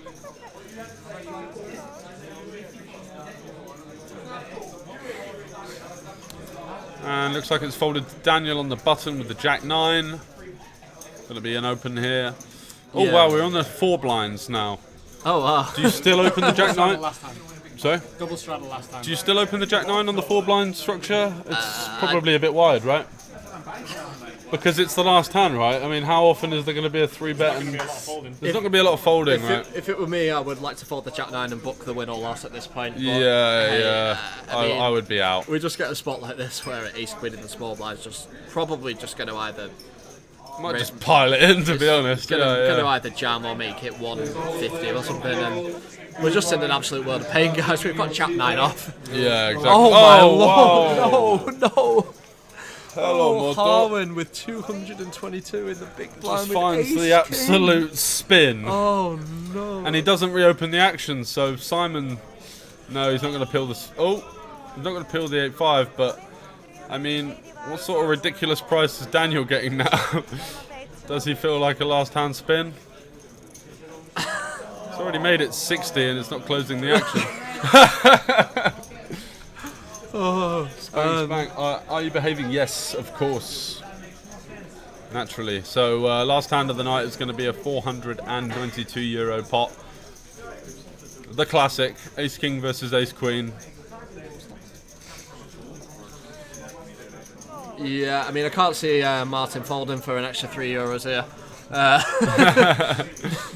And he does indeed flick it in. 69-31. A lot of people are surprised with the equity that Ace Queen has here, but it's closer to a flip than people think. Not on this board though. Yeah, we're going to see that equity quickly diminish to 16%. Ace King does scoop that. Ace King scoops it in a lovely spot there for Harwin, who... oh no, they ran it twice. They ran it twice? Oh God. Okay, we ran it twice. I mean, does Harwin not want the spin? We see... Is he going to get punished, guys? There's... Punished!